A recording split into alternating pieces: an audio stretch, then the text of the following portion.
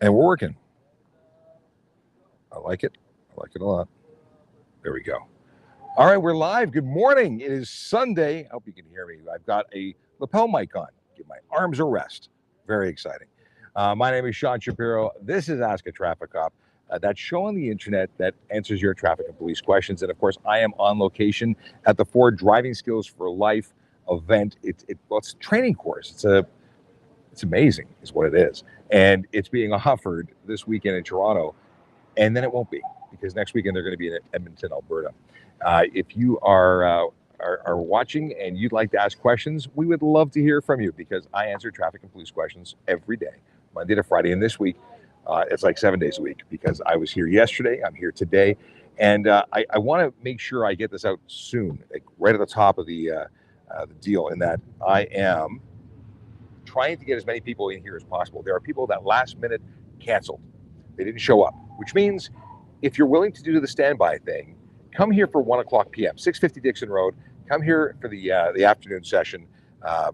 Be early, and you might be able to squeeze in, and that's awesome. Now, it's a risk. You may not be able to squeeze in if everyone decides to actually show up for the first time this weekend, but we've been able to squeeze people into every session, because we've been calling people on the standby list.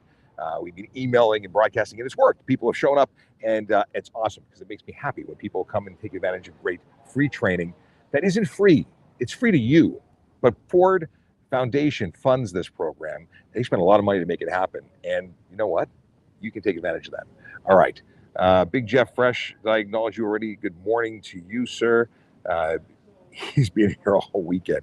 If you're watching on TikTok, good morning. I'm just looking over to my TikTok screen. I don't want to make it so I don't have to stare away. All right, we'll do it like this. Oh, look at this. Look at this.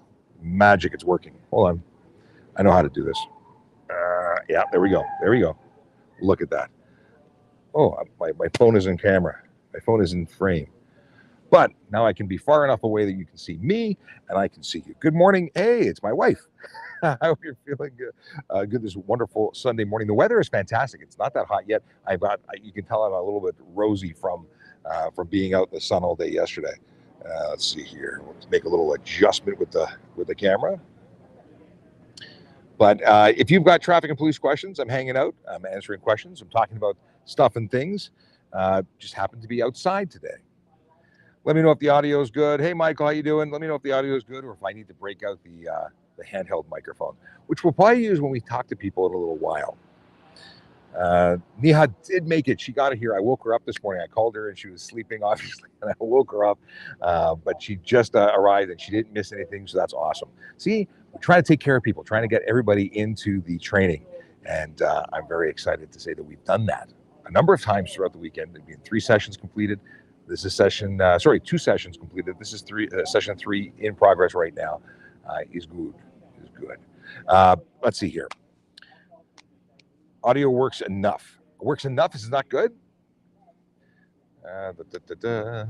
Hey, Sean, what license? Let's see. Is it better with this microphone?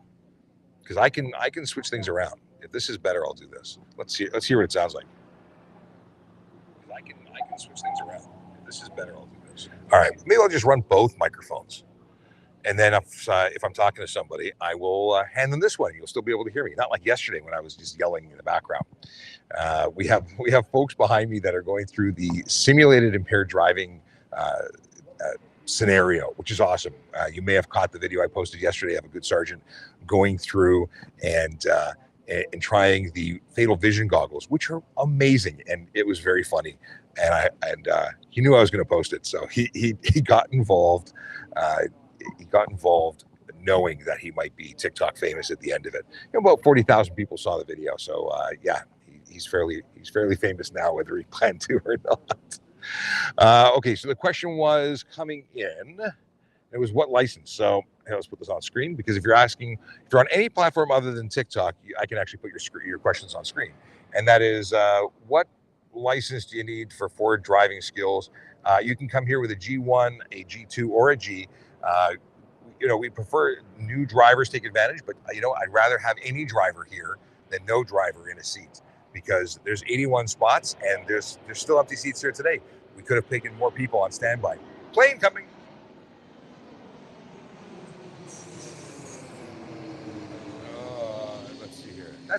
It's louder than I remember yesterday. Maybe it doesn't have. Maybe it has illegal exhausts on that airplane. All right. Hello, officer. How often do you guys give window tint tickets out? I just got mine done, and he went darker than expected, 20%. We do issue quite a number of tint tickets. It's not the primary focus of what we do. We're out there looking to change driver behavior that lead, the kind of things like speeding, distracted driving, aggressive driving, impaired driving, the stuff that leads to serious injury and death. That's our primary focus. But if we deal with something that we can't see at all, it's so dark that it's an obvious issue, where you should expect a ticket. If they put in darker than expected, get them to correct it. If you ordered something, they should be giving you what you ordered, and nothing more, nothing less. How much? Maverick wants to know. The course is free. It was sold out. There were 324 spots. It was sold out really, really quick. And then we had 1,000 people on the wait list. But what happened is when people just don't show up, the cancellation system doesn't work. It doesn't notify the next person. So that's why there's an opportunity for you to attend and be on a standby list. And we've been doing this thing where we say, come by or be close and we'll call you. You know what? Just come. 1 o'clock. If you come to 650 Dixon Road at 1 o'clock, we'll do everything we can to squeeze as many people into empty spots. And they may even be able to take a few extra if so many people show up that we need to do that. Good morning, Emma. How are you? We've got who's in here? Okay. Kiddos are watching Mr. Beast. Okay.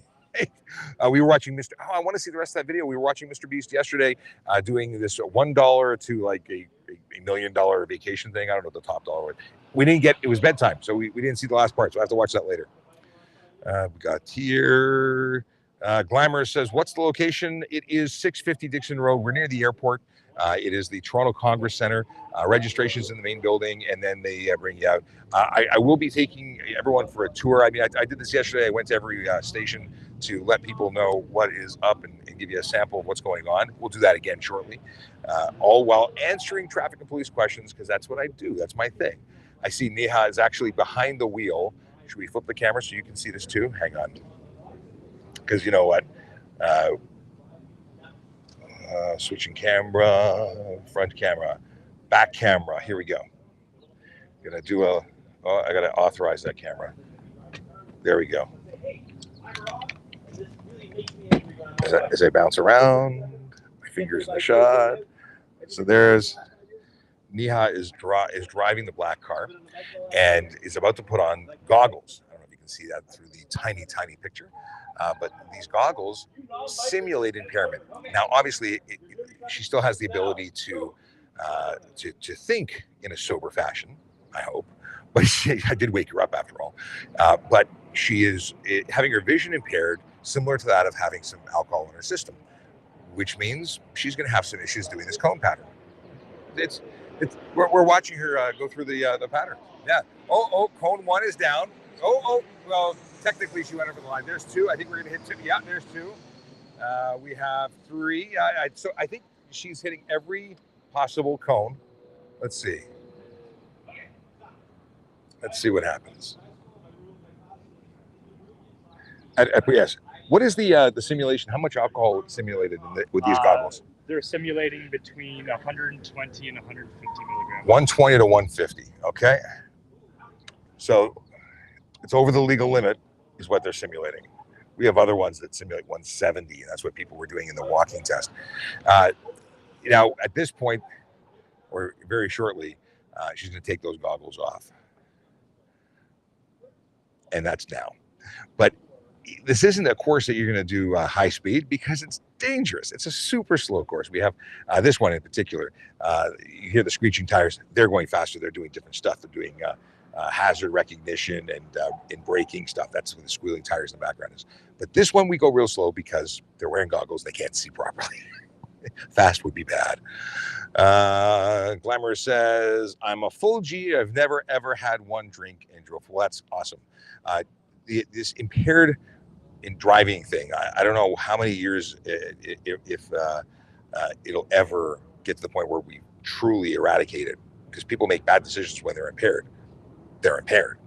But we see far too much death and destruction as a result of it, and so many other things that are totally preventable. We're a Vision Zero city. We acknowledge that minor collisions are going to happen, but the ones that lead to serious injury and death are totally preventable. And I swear this plane is directly on top of my head. Yeah, I'm in the path. They were like 500 feet to over yesterday. Today they've moved the path, and it's like just to be on top of me. Now, way off in the background, you'll see behind the police car on your left. It's what is it? It is the distracted driving booth, and that one has drivers actually being distracted by people in the car, being asked to change the station or the air conditioning, or texting mom, friends, whatever. That's what's happening there. And way to where you see, maybe you see a porta potty in the distance. If you got a magnifying glass, I don't have a zoom lens, I apologize. That is the Mustang track. It's actually one where they have casters under the rear wheels to reduce the amount of traction they have, which allows them to lose traction easily. And it's all about how to drive under low traction situations like ice and snow and things like that. Maverick says, just want to say you're such a cool guy, Sean. Well, thank you very much. I'm just a guy here on social media trying to make a difference, and I appreciate the message. Oh yes, so everyone's rooting for Neha, and Emma supporting. There we go. Okay. She had a night shift last night, so go easy on her. Very cool. Everyone knows what's going on because Neha is one of our regular viewers. She's on the live stream all the time. We first met her at Humber College when we were doing a presentation there, and she's been with us ever since. Alex wants to know, do you guys issue fix-it tickets? My muffler fell off my Civic, and I'm yet to fix it. No, we issue tickets, and then what happens is if you go to court and say you fixed it, they can choose to withdraw or reduce, but we don't do fix-it tickets. We issue tickets. Sometimes you'll get a warning, but that requires no action. A fix-it ticket in jurisdictions that issue those are tickets that require action, where if you don't fix it, you'll be issued a proper ticket or it'll proceed. But yeah, we don't have that kind of time. We issue or we don't issue. All right. Is Chase there too? Not yet. I don't know when he's coming. He's got an event that he's delivering. His family has a catering business, so he's going to be doing some deliveries, I think, and then he's going to come by and say hello. Michelle says, teens should be mandated to do this. You know what? I'd love to see mandatory education, but it costs money. Private education is definitely worth the investment, not only because it provides you with good education for safety and safe driving, but that's an investment. Now, yes, you get a discount for those approved courses, and there's incentive because you get a discount for insurance. You get a reduction in the amount of time you have to wait until you can take your G2. Are you done? What'd you think? Everyone's talking about you online. Emma's talking about you. My wife is talking about you. So you want to go on camera and talk about your experience? Here's a microphone. And let me adjust it so you're a little more in there. So what'd you think? I just think the cycle, like the bike thing and the drunk driving, and oh my god, the drunk driving is terrifying.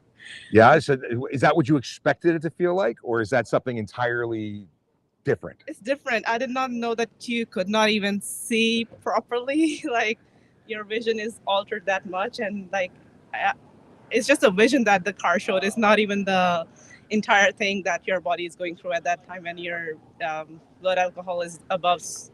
I don't know. 150 about at one point. Yeah. So that I watched you mash every cone. You drove over all sorts of those poor little orange guys. I did not feel it.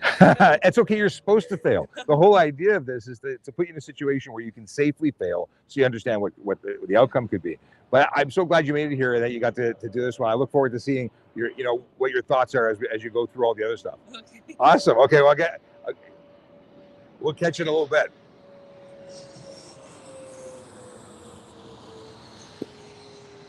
Okay, who do I call to get them to change their flight path so it's not as annoying for me? Okay. What do we have here? Can a G1 drive with passengers? Yes, but the passengers have to be in the back seat, and the approved driver, the approved supervising G-class driver with 4 years experience has to be the only person in the front seat with you. So if you had a two-door vehicle with only seats in the front, no one could sit in the middle. Not that most two doors have, but let's say a pickup truck that could potentially have a third person in the middle, they can't be there when you're a G1. But you can take passengers. Is it a good idea to have distractions? Maybe not.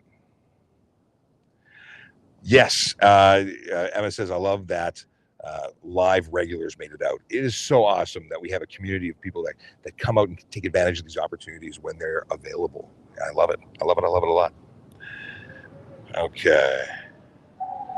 What do we got here? Scrolling through. Boom. Hi from Ottawa. Hey, hello from Toronto. Every teen and new driver needs it, and that is why Ford does what they do by creating. They basically have a charitable arm, the Ford Foundation, and they fund this. There's no cost to you. A lot of people wrote to me and said, "What is the cost of this? Like, what is the cost to me? What's the catch?" And frankly, there is none. There's no catch, and there's no cost. There's no sales pitch. They're not selling cars. Let me put the front camera back on. That's the wrong button. Here we go. Yeah, there is no catch. There is no situation where they're going to come and try and charge you money for this. This is because they want the roads to be safer. I mean, listen, do they have a vested interest? If the roads aren't safe and people stop driving cars, I guess they're out of business. But that's not the motivation here. It's about safety. Wrong way. I want to go there. Cool. Now I got to change the angle here so I can read. M says, I want to come meet you. That's a bit of a distance if you're coming from Ottawa. But you can absolutely come to one of our events. Actually, next weekend I'm going to be at Fan Expo. I partner with MAD, and a friend from the OPP has written a comic. They printed the comic with the support of MAD, and I am turning that into an animated sort of quasi video. You'll see when if you make it there, and of course we'll publish it online. But it's all about impaired driving with the main character called Goose that flies. I won't ruin the rest of the story. It's a very short story, but we're prepared or just in the final stages of doing that. It'll be published on and released at the event. But if you get to Fan Expo, you'll see me there too. Was it good? Great. Everything was great. Awesome. Good. Experience. We got happy customers walking from tent 1 to tent 2. It's a round robin thing, so everyone starts in one and ends up in a different one. Michelle says, really? Do I Google this opportunity? If you're talking about the opportunity for right here today, if you're in Toronto, come here, 650 Dixon Road at the Toronto Congress Center for 1 p.m. We'll try and get you into on standby. And we promoted this well in advance. It sold out like crazy, but life happens and people didn't make it. Many people didn't make it to each session, which left 20 or 30 spots in some of the sessions open.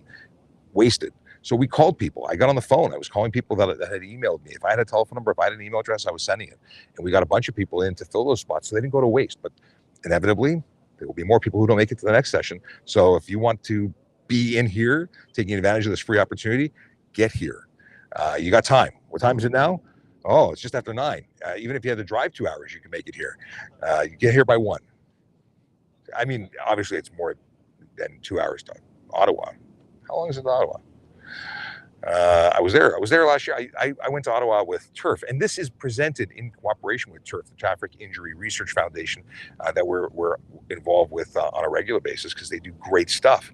Hey, if you're watching and you don't know who I am, my name is Sean Shapiro. I'm a police officer with the Toronto Police Service, and I talk about traffic safety, traffic law, and police stuff every single day.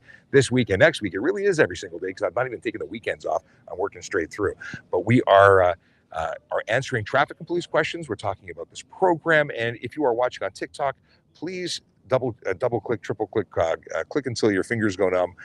All of the hearts that go on the screen help promote this live event so more people can find out about it. It helps say that we're doing something worthwhile here. So smash that like, forward, subscribe if you don't already subscribe. I see 62 people have already forwarded this live. It's awesome. I appreciate it. I hope I don't mess anything up. I'm going to go check my email because somebody said they sent a message.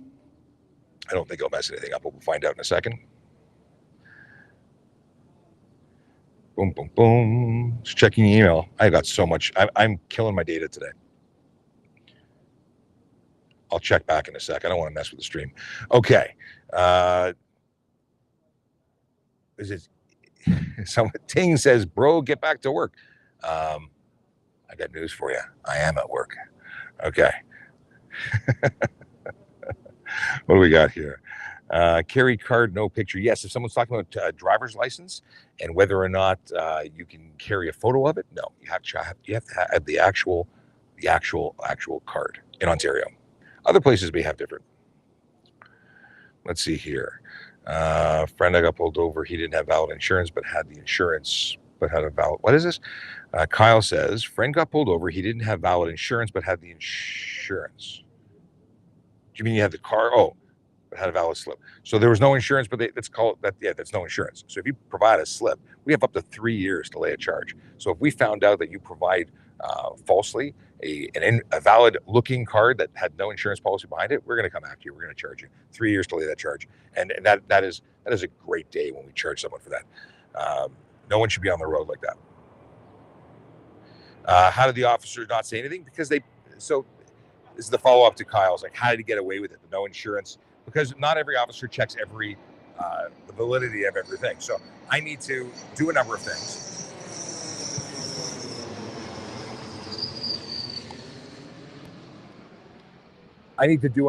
things. I'm going to put this second mic on. I'm wearing a lav mic. Why do I gotta have my hands free now? If the audio has just gotten worse, let me know, but my arm needs a break. So the deal is that, I want to check my audio. Checking. Hey, it's still working. Okay. So yeah, if an officer pulls you over and doesn't actually check the insurance policy status with the MTO, or doesn't check with the insurance company, they may believe that card is valid. But again, they have the opportunity to check later and still lay the charge. Okay. It says here, when you have a chance, check your messages. Scott, I won't be able to check until after the live. I didn't see any email, but if you're talking about DMs, I can't get into them right now. Okay. So it was JW who wanted to know about carrying the original license versus a digital pic, and it is the original license only that is accepted.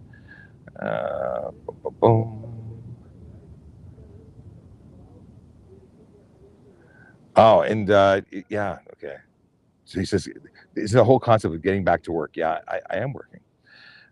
Message in Tuck, got it. Okay,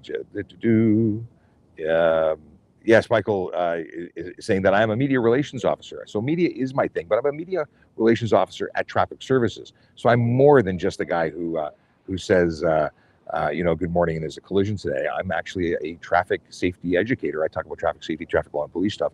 And we do a show Monday to Friday from 10 to 11 called Ask a Traffic Op. This is just a special weekend edition. I've been streaming from this event all weekend. So if you like this kind of stuff, if you want to know more about traffic law in the province of Ontario or traffic safety that applies anywhere, you should be following us. You could be, checking out our content. And we have not only the live stream, but I take the live stream afterwards and publish it on social media as a podcast. So it's available in the archives on YouTube. It's available wherever podcasts are available. Like we're on Spotify, we're on Apple Podcasts, we're on Google, we're on iHeartRadio, we're on all the big ones, if not all of them. Greg says, my biggest problem is people on their phone. It drives me crazy. 100%. I agree with you. It is a bit of an addiction. They seem to not be able to put it down, and it's not okay. But you know what? We give tickets to those people. It's $615. It comes with a 3-day suspension on conviction, as well as 3 demerit points on your first conviction, and that goes up because I think it's 7 points the second time. Another plane coming, or it's a volcano. One of the two. It's loud. We have it's one of those things that people seem to not be able to control themselves. Big Jeff Fresh says FAA is who you need to call to get that flight path changed. Yeah, I mean, who are they not to? Oh, here's another plane. I guess people are coming back from vacation Sunday. What do we got here? Graham says, great job. Thanks very much. Appreciate it. If you're watching, you can ask questions on TikTok. I'm trying to maintain a sense of what's going on in the chat, because I've got that right here on this phone. But if you're on, Facebook, where are we here? I'll show you where we are, although it's no longer accurate. Let's see your graphics. I'm going to change the overlay for a second. Here we go. We are currently broadcasting on YouTube, Twitch, LinkedIn, Facebook, Kick, and Twitter. But if you're on Twitter, you can't ask us questions. because I can't see you. But if you go to trafficcop.ca or just go to our YouTube page, you can jump onto today's live stream and ask questions there. If you are on Instagram, well, you don't know we're here because we're not broadcasting there. I don't have enough phones. All right. What is this? What do we got here? Glamour says, thank heavens my car has hands-free. You know what? Hands-free, being in a conversation, being focused in a conversation is still a distraction. It's not as bad as holding the phone. It's not as bad. But like changing the stereo is a distraction. But yes, Bluetooth is the way to go if you have to be on the phone. What is this? Scott says, I started to drive when cell phone came out and you had to use letters associated to the number. Oh my goodness, yeah. If you're talking about the what was that called? It was a Tech 9 or something. I forgot what the type of keyboard that was, but yeah, that typing a text on that was a skill. You could do it without looking at it though. You could touch T9. Thank you very much, Emma. Not that you're old enough to know that. Yeah, you never had to experience that, right? Let's see here. Glamour says, I work in palliative. I'm always on the road, need hands-free. Got it. Greg says, also, drivers who have no idea how to merge on the 400 series highways, can you give a lesson? Merging is more an issue about courtesy than anything else. We have a new group of folks making their way behind the driver's seat of vehicles to test out their skills and abilities on the track. Okay. Do we want to see how they do? Do I turn the camera on them? I'll still be chatting with you, but we'll turn the camera and see how they do.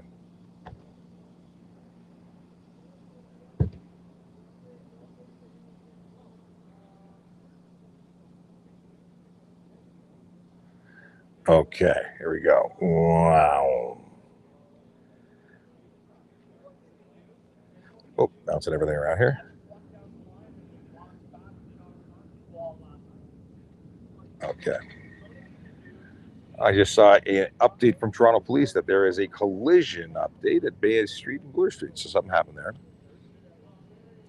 Oh, even better. Okay, watch this. We'll watch the track in a second. But let's see how. So this gentleman is walking the line. He's about to put the Fatal Vision goggles on. Let's see how he does. In the meantime, let's go and have a look at what is going on here.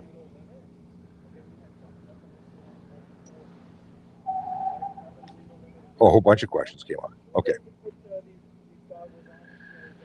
What's the speed limit for motorcycles? The speed limit for motorcycles is the same for automobiles. They're all the same thing. Let's see here. Will I get a ticket if I forget to bring my driver's license? Yes, you can get a charge of $110 for failing to surrender your driver's license upon demand of a police officer. You have to give it to them for you. Oh, by the way, just to give a commentary of what's going on here, they're supposed to walk the line. He can't even see the line. And there's Lauren coming to make sure that nobody falls down. He's protecting the left side. All right, so motorcycles are the posted limit, and licenses are $110 fine if you are unable to surrender it as required by law. It's $110 if you don't surrender your ownership on demand, and you get a $65 charge for not providing insurance proof. And that's not driving with no insurance. That's failing to provide proof of insurance. Not having insurance on your vehicle is actually going to be it's a $5,000 to $25,000 fine. Those are the minimum and maximum range. They also come with up to 6 months in jail. That's a whole different ball of wax. Okay. Scrolling down. Is Waze, what is it? Is Waze and Android Auto legal? Yes, it is. You can't go modifying things. You can't mess with the screen while you're driving, but you can certainly use that. Set it and forget it. GPS is permitted. Android Auto is permitted, but acknowledging these things, they are still distractions. Is there any ticket that can be given out for someone that doesn't slow down and almost hits a garbage collector?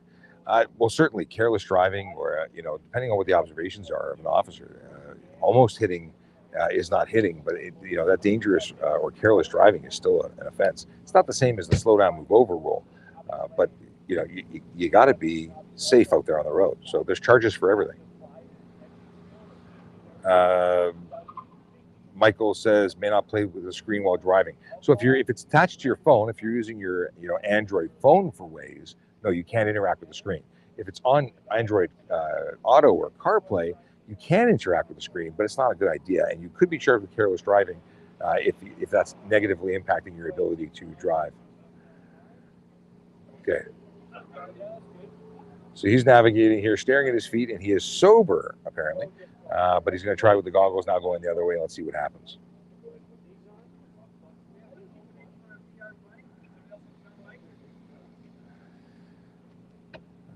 We need a law for tractor trailers to stay in the first lane and stop using second or even third. I don't know if we need that. If everyone's doing the speed limit, there's no reason to go faster. There's absolutely no reason to speed because it's illegal. So if everyone was doing the speed limit, even if they're a tractor trailer, who cares? You're not supposed to go faster than them. Just be patient. AJ Barr said that. AZ says, can I drive on the highway with my G2? Yeah, you can drive anywhere with your G2. You can drive at any time with your G2. There are restrictions between midnight and 5 a.m. when it comes to passengers, the number that you can have under the age of 20. And that changes after 6 months of having your G2. And again, it changes after a year. Kevin G says, are the cops all corrupted there too? Well, I don't know where you are, and I imagine that you're somewhere that you're alleging that police are corrupt. Well, there's bad people who wear uniforms anywhere, but the truth is that the vast, like 99.99% of police officers, just like lawyers, doctors, and priests, are good. But there's always going to, occasionally be someone who's bad, and then we catch those people and we hold them accountable, and they aren't cops anymore. Okay, what we got? Scrolling back. If you're watching and you're like, what's going on here? What we have is we're at the Simulated Impaired Driving booth at the Ford Driving Skills for Life program here at 650 Dixon Road. And you're hearing the voice of Sean Shapiro, the TikTok traffic cop. I am here doing the Ask a Traffic Cop segment which is what I do every day. Every day, or at least on weekdays, I answer your traffic and police questions. But what you're seeing are people testing out simulated impaired walking at the moment. They're learning what it feels like to drive or walk with the vision of an impaired person. These goggles simulate a 1.7 or a 170 blood alcohol content. Now, to the car that you see on the left, people are then driving the car slowly on a closed circuit, and they're getting an idea of what it feels like to drive with 1.5 BAC. What do you think? Was good?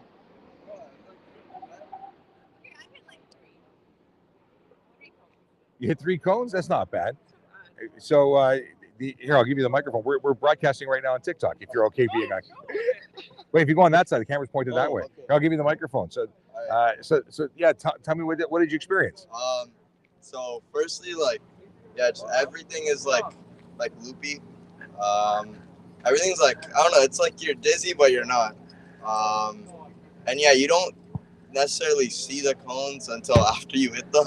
And I don't know, just everything just weird. And you've had a relatively good night's sleep. It's only your vision that was affected, but you still had all that negative. So drinking and driving obviously not a good idea. Not a good idea. Okay. Awesome. Well, thanks for coming out and doing that. It is interesting to hear feedback from people who have just taken this segment, and this is only one of many sessions. There's obviously some skid stuff, but they're just talking about the impairment just wearing goggles. Okay. If you're watching and you are new, please follow us, subscribe wherever you are, whatever you're doing, whatever platform you're watching us on. We'd love to have you, be one of us.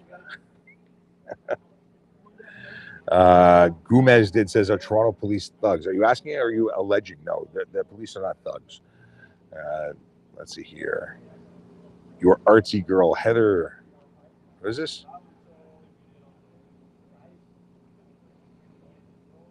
I got to scroll back on another comment. Oh, your artsy girl, Heather. Didn't they used to have a thing called a producer? I normally have a producer when it comes to in the studio, if that's what you're talking about. I usually have help, but I am here standing in a parking lot all by my lonesome with 2 telephones, trying to make it all work. They should have some common sense and stay in the first lane. They can't. All right, so AJ Barr says that trucks should have some common sense and stay in the first lane, which I think you're talking about the right lane, because they can't go over 100. But AJ, the speed limit's 100, so no one should be going over 100. So why would anyone need to go faster? Because to go faster is to break the law. So no, I appreciate you want to go faster, but there's no right or reason to do it. What's the question here?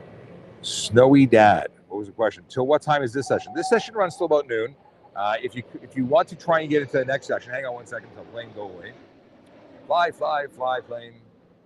Yeah, if you want to try and get into the next session, then you should come here, 650 Dixon Road in Toronto at the Toronto Congress Center, and just stand by. There's no guarantees, but there's a very good chance that we can make you or get you in as a participant in the next session, which will start around 1:30. But be here by 1 to try and snag one of those spots. You don't even have to email me. My wife says email, but don't even. The registration will start at 1. We'll know very quickly if there's space, and we will get you in. First come, first serve. So by 1 at the latest to be here, and we'll get you in to any empty space.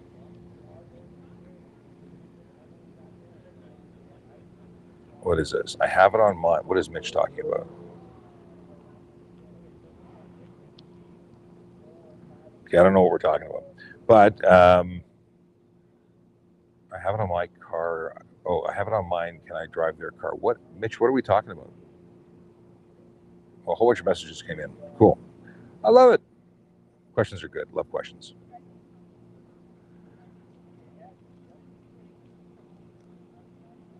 What's causing the traffic jam every day on the 401? Tractor trailers? No. If you're saying tractor, if the allegation is that people doing the speed limit is causing a traffic jam, that's just false. What's causing a traffic jam is volume, not speed. No one's allowed to go faster. Going slower. In fact, I would say that the caterpillar effect about people choosing to speed, slowing down, speeding up, that's what causes more of an issue. People, doing all sorts of silliness on the road. But then there's just volume, backups at the getting on the highway, off the highway. That's a bigger issue. Question Jay, funny how cops in my city drive around with their cell phone in their ear. Yeah, because they're legally permitted to, as Emma says. It's not that we want to. In fact, we tell our officers, unless it's absolutely necessary to pull over, we should be pulling over. But they're legally permitted to. Do you know who Nathan Parker is? I don't.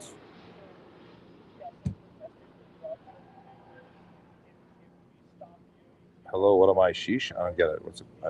My wife said something that I don't get it. I don't get it. Can I produce a photocopy of the ownership instead of the original? Yeah, registration for the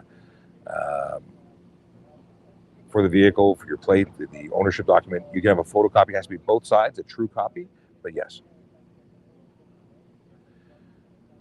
On the QEW, cops are pretty cool with you doing 130, not going to lie. It's not about being cool with it. I would hammer you for 130. I would work to take your license away if I could. 130 is totally unacceptable. But the deal is that they're looking, there's few of them, and they're looking for the fastest people. If you're not the fastest person, they might be looking for the faster person. Or maybe you've just been lucky. But there's nobody cool with it. It's just a matter of not having enough manpower, person power, to stop everybody. We would if we could, I guarantee it.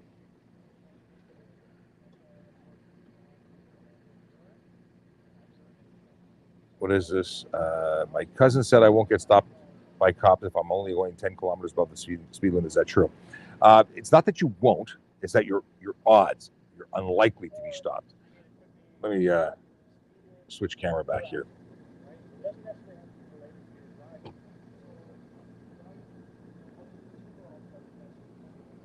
Here we go. Back to me. I'll spin around. Hey, we can still watch people tripping up on themselves.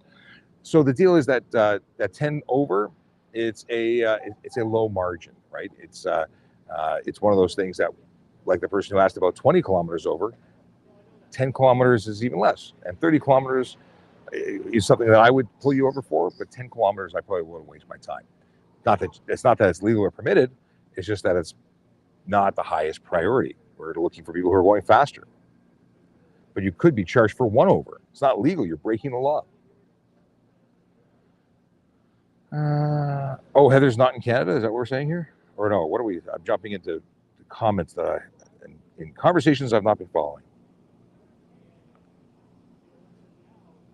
Okay, Scott says, I wish that if you see people driving stupid, could report and get them a ticket.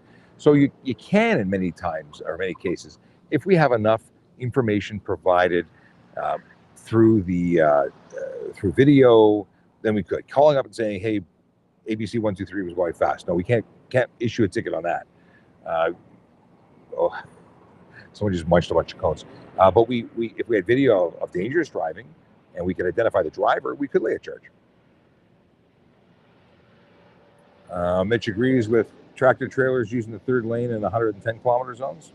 Yeah, listen, it makes sense that slower drivers and they can be charged for being slower in the left lane, but that's not the point. No one should be going faster. I will focus my efforts on ticketing a fast driver over a slow driver as long as they're not impeding traffic. Slow driver impeding traffic in the left lane is dangerous, but I'm still going to focus on the people who are breaking the law, trying to pass them, breaking the law, trying to go faster, because they're breaking the law. All right. A producer is where you have so many hours to produce your... Oh, is that what you're talking about? I got you. Okay. So your artsy girl says, a producer is where you have so many hours to produce your license within certain... We don't do that here. You get a ticket for not producing it the moment you were asked for it. You are required by law upon demand to surrender it. And if you don't, it's a ticket, period. Maybe 30 years ago we did that kind of stuff, but we are just way too big a city, way too busy, and it's your responsibility to have it. We have the technology to know if you're licensed. It's not about whether you're licensed. We know that. It's that you didn't surrender it upon demand. You broke the law, you get a ticket. Then you can go to court and you can argue with the court as to whether or not you think you should get that ticket. It's a tough call. You know, it's $110 for getting it, but there's no excuse for it.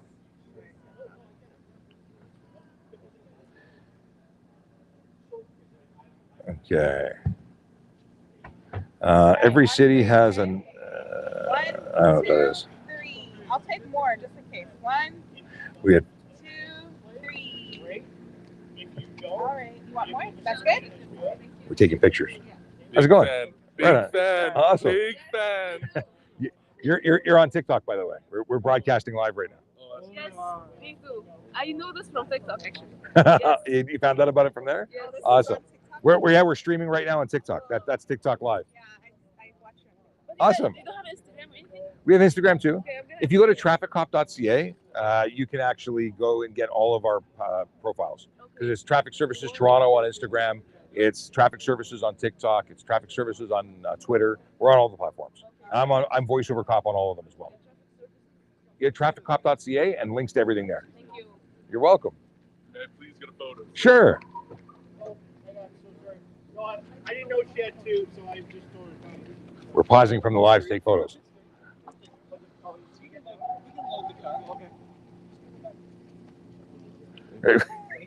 Of course.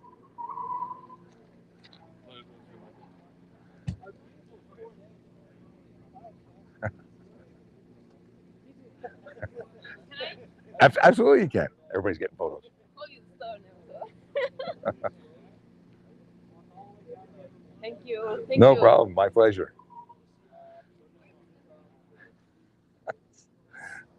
I'll never get used to taking photos with people. It's yeah. Usually it's only my kids who want photos with me. Okay. Reading and catching up on questions here. 30, 56, 57 new questions or comments. All right.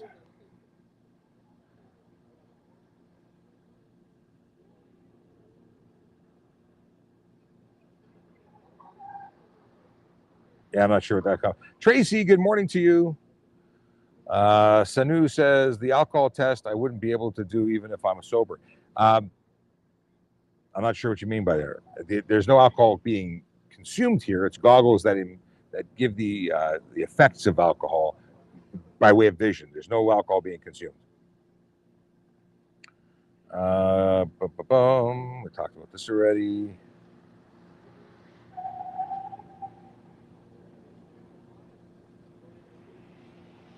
M-Shop. Okay, what about the 110 kilometer zone in Essex country? What about it? I don't know what we're talking about.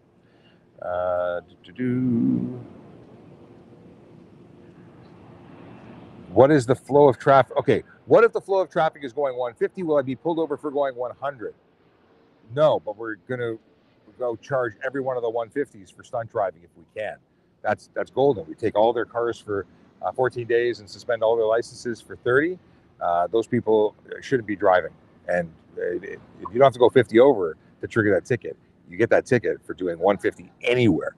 Laws for people are so confused about stunt driving. You know, we talked about the jackrabbit start where you pull left in front of oncoming traffic before they have an opportunity to respond to the light. It's a great video of that from my dash camera of my vehicle. And folks are just yelling, it's not 40 over. You can't give me a ticket for stunt driving. Like 15 plus reasons to give a stunt driving charge. There's so many opportunities for stunt driving because people do really stupid things behind the wheel. I won't say they're stupid, but they're doing really stupid things. And if someone who's not stupid is doing stupid things, what does that mean? I don't know. Let's see here. Okay. Oh, and by the now I understand the comment that my wife is a producer, but we're not. Are you bringing questions? I'm ignoring. Oh, I see the chat. Let me go here. Maybe. No, we're not producing. My wife can relax today. It's Sunday. But Miri, my wife often steps in and acts as a producer, helping me out, and I really appreciate her. So yes, you are a part-time producer, the ultimate producer. Okay, what do we have here? What is the legal limit for alcohol in your blood as a G driver? Question coming in from, is it Kick? I think you're on Kick. So the deal is that before it's criminal, at 0.08, it's criminal. That's getting arrested. At 0.05, it's illegal, and you get a suspension. You can't drive. 0.049 would be legal, but stupid because it's still impairment.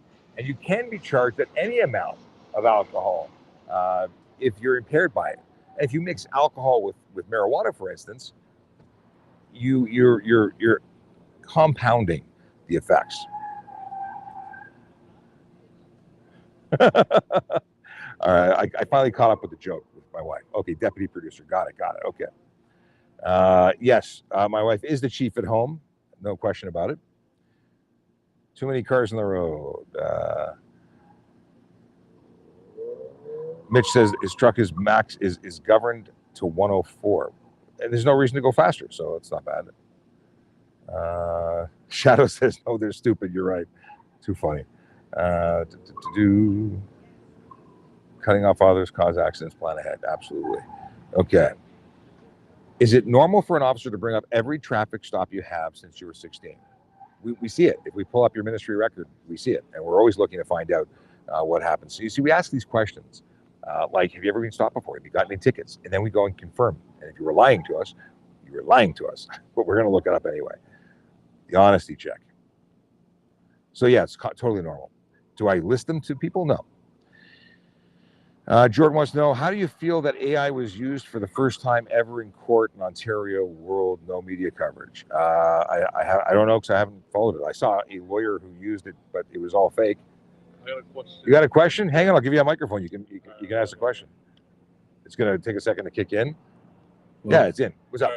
If my parent rents a car, am I allowed to drive it or no? Rents it? Yeah, like if they go to they rent a vehicle, can I as a G2 driver drive it? So legally, you're a licensed driver, but when you rent a car, they want to know the license of any person who's on it. They'll charge you a premium usually. They may also say that there's a minimum age 25 or something. So if they're willing to let you be added as a secondary driver, then you can drive it. But it's a rental agreement between a private company and the renter. Okay. So that's the issue. But legally, yeah, you can drive any car that's in the province or anywhere that you're licensed to drive, as long as it's insured for the road. Okay, so if my mom just goes rents it, right, and then And they don't have your license, then No, you're not supposed to drive I'm it. supposed to, but am I allowed to? Legally, would I give you a ticket for driving it? No, because you're a Okay. licensed driver. Okay. If you crash it, are you going to lose your house and your car in your future because the insurance isn't going to cover you? You're in big trouble with that. Okay. So yeah, Understood. yeah, Thank you so much. you're better off just is to make sure that they're okay with it. And you can go with your parent to the rental agency. You drop your license down, and they will add you to the policy. Okay. But it's not worth the risk. Well, I'm only 17. Is that allowed or no? It's up to them and their policies, Okay. right? So if you're 17 and they say that's no problem, that's on them. They've chosen to allow you as a secondary driver. If they say no, then and many agencies for years wouldn't rent a car to someone under 25. Okay. So it depends. All right. Thank you so much. No worries. If you get more, come back. They're watching live.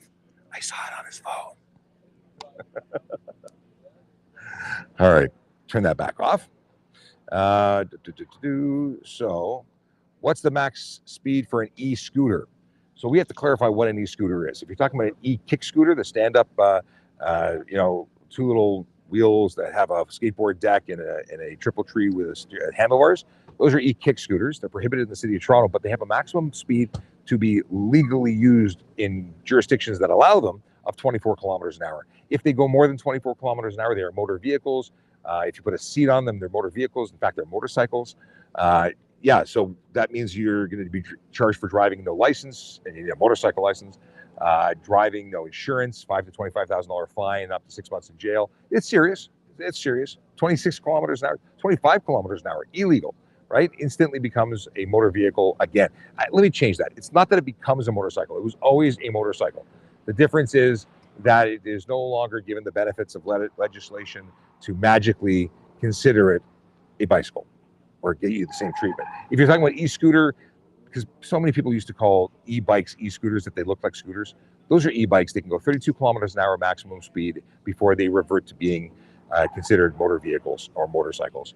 That e-bikes is really the designation. 500 watt motor maximum. And same thing goes for the e-kick scooter. 500 watts. The e-bike is 500 watts, 32K maximum speed. Obviously, you have to be wearing a helmet at all times. Maximum weight 120 kilos. There's a new pilot project, and links to all of this is available at trafficcop.ca on the useful links page. They have all the rules. I have a link there.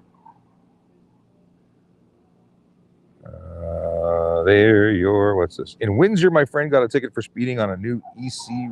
What is this? On EC Row. I don't know what that is.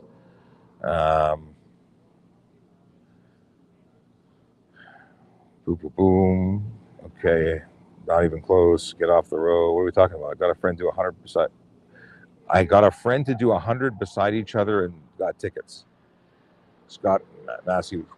So you're saying you were doing 100 and you were blocking the road, preventing passing? Oddly enough, that could be a charge for preventing passing.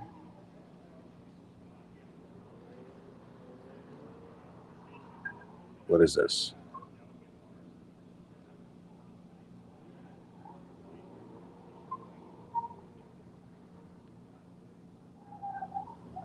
Who is this? Sir. Oh, I see here. We have some people stirring the crap.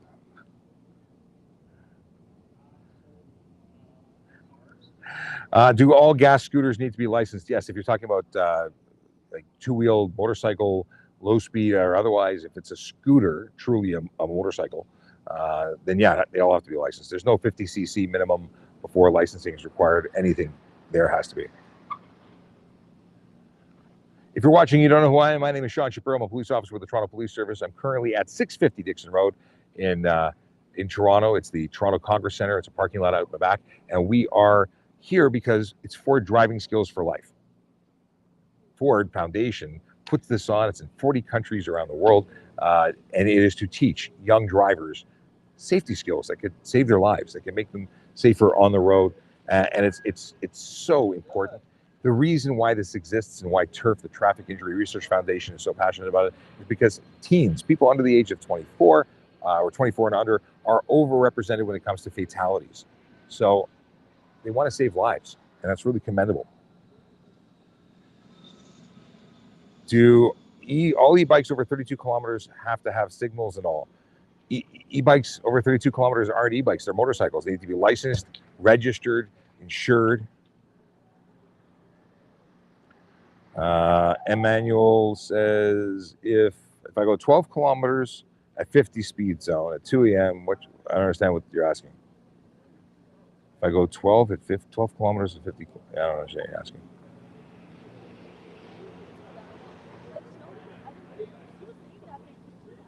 Hey, we're streaming. He's like, I don't want to be on camera.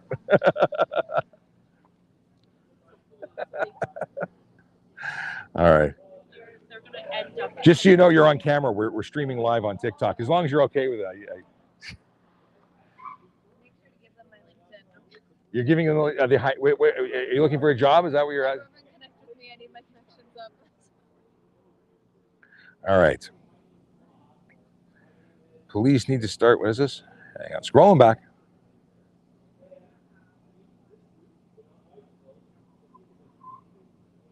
Boom, boom, boom. Oh, Troy, when will police recognize the right to travel? It doesn't exist. This is a freedom of the land baloney. I'll just mute you because I don't need to hear this garbage. It's fantasy. It doesn't exist. In 1804, when pirates, I don't know, it's all cockamamie stuff. Fantasy. Okay, police need to start enforcing laws for e-bikes. Absolutely, we need to do more. And there's an education curve for it. Not every officer knows what we know. I'm writing a training manual for it. Of course, I have a lot of different things that I'm doing, so it's a slow roll. Cyclists riding side by side going 20 kilometers an hour on a country winding road, not able to pass. Technically, they can have a full lane of space, but they have to stay to the right. And if they're taking 2 lanes and blocking and not maintaining the speed of traffic, that's a problem. They could be charged. You can't block a lane. You can't impede traffic. If there's more than 1 lane, then they can. They can take that whole lane. But if there's only 1 lane, they've got to stay to the right.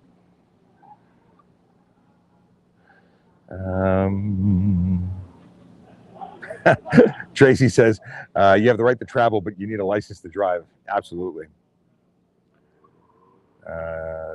Emma jumping on that too. Awesome. Oh, everyone was on that. I was late to the party. Not all, and some drivers are careless too. Frank Laidlaw, a response to Frank. Cyclists are hazards. Not all cyclists are hazards. There are cyclists that are hazards. But I think that cyclists should get mandatory training. Just because, drivers need to get a license to operate a vehicle. Why don't cyclists need a license to operate on a street?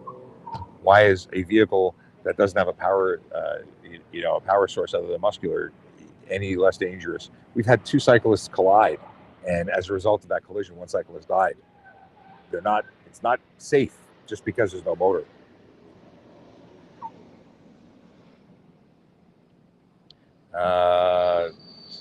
Why do I need a driver's license if I don't get paid to drive?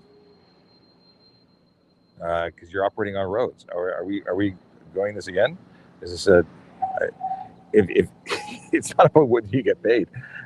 You need a driver's license because if you are on the road, you must be qualified to do that.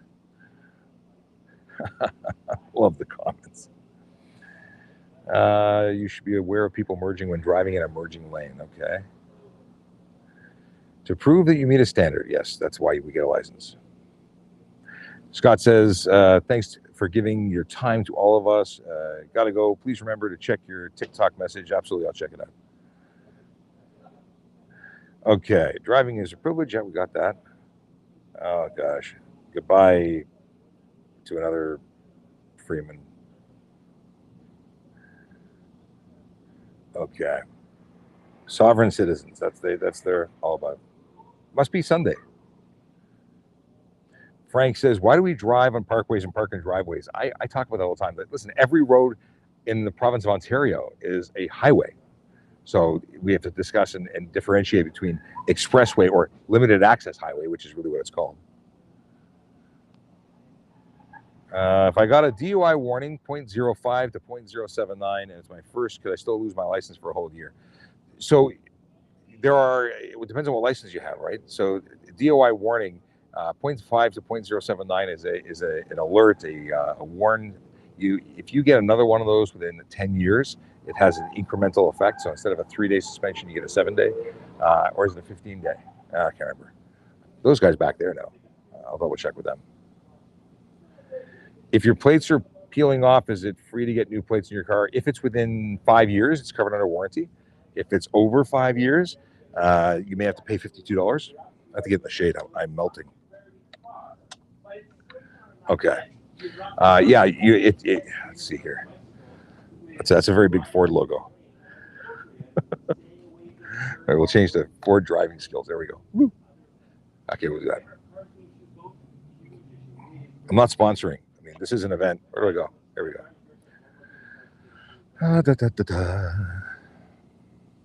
Why did Kerry Schmidt have to get off TikTok? Why are you still on? He was given direction to get off TikTok. I had a business case as to how we could do it while addressing security concerns. We are not on TikTok using an app. We are using a product called Restream. Link to that in my link tree at the bottom. It's how I stream onto so many platforms simultaneously, and that's how we're streaming by RTMP stream to TikTok. So I'm not actually on TikTok. There's no security concern.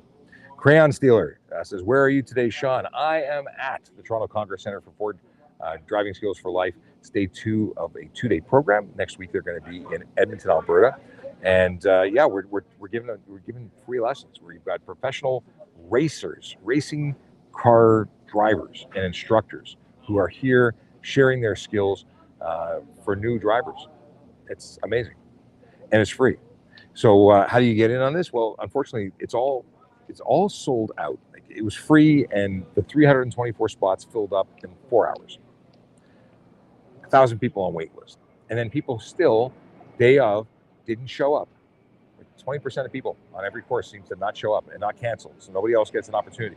So here's the deal: if you want to come and take advantage of this free training today, wait for the plane to go by. If you want to take advantage of this free training today, be here, 650 Dixon Road in the Toronto Congress Center for 1 o'clock, and I will do everything I can to get you into the course. It's not a guarantee, but other than a guarantee that I will try. If there is an open space, I will put you in it. And if it's sold out. If it's absolutely full, I'll ask them very nicely to take a couple extras if there's a couple more. And if it's really, really, really full, then I won't be able to get you in, but I'll do everything I can. Okay. What do we got here? Scrolling through. Frank says, this is the best traffic cop out there. Hats off to him. Thank you very much. What do we have here? Ask a revenue writer. Yeah, we don't do this to make money for anybody. It costs more money to enforce laws than it does to just have people like follow the rules. Saving money is educating, so we don't have to go out there. Because when we write a ticket, it costs money. When we go and take you to court, it costs money. When we chase you for the money, when people don't pay on time, it costs money. The easy way to avoid paying is to not break the law. It's so simple. Like, so simple. Children understand this. Adults, people 16 and up who are driving, actually, not necessarily 16, because people break the law all the time. But yeah, driveway is way off. Parkway goes parkland. What was that? I got a message on Telegram, telegram.trafficcop.ca, and Michael says that Chase isn't here. I think he's coming in the afternoon. Okay. White signs are enforceable. Yes. The white speed signs are enforceable. Habadab or Habadadab. Yeah. Says drinking and driving is okay unless you get caught. No, drinking and driving is stupid and criminal, and it's not okay. In fact, just turn in your license. You don't deserve to drive if that's your opinion. Okay. Construction area law, always reduce speed or whenever written. You know what? The white signs are enforceable. The yellow signs are cautionary, but if you are speeding in a zone that is construction, and the fines double if workers are present. It's usually the situation. We need an Autobahn from Niagara to Toronto. I don't know if if I buy that. We have such bad drivers here. North America drivers are not good. High-speed rail is better than more car dependency. 100% agree. Jesse says, cool, thanks. I don't know what you're saying, thanks, but I appreciate it.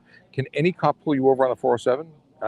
Any cop can pull you over anywhere in the province of Ontario. We're all sworn for the province of Ontario.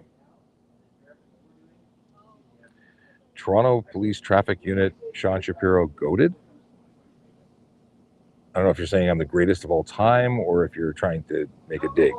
Autobahn does not mean no speed limit. This is true. Autobahn, but most people think it means do whatever you want. Autobahn is actually a highly enforced by electronic and police presence. The speed limits, the speed limits are higher in many areas, like 80 to 130 in populated areas.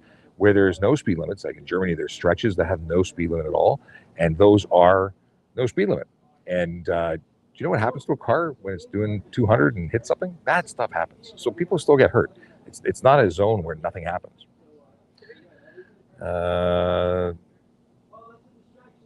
Dees says, you're better than the roid monkey that usually does this. I don't know what you're talking about. I'm the only person who does this. Traffic services is always me. I am traffic services on TikTok and social media. I have guests sometimes. Don't know what you're talking about. If you're talking about Mr. Clean there, who does, he's a different Sean, and he talks about gang stuff. He's a martial artist. He's a skilled fighter, and he's involved in a program for reducing, getting people out of gangs. He does really great work, and it's a totally different situation, though. We talk about different stuff, but his stuff is important too. Do you have a quota? And if not, how do you measure success? We don't have a quota. Obviously, sometimes we do a lot of ticketing or enforcement or investigating, and sometimes we don't, because there's either nothing there to be ticketed, which is rare because there's always something to be ticketed. But it's all about doing something.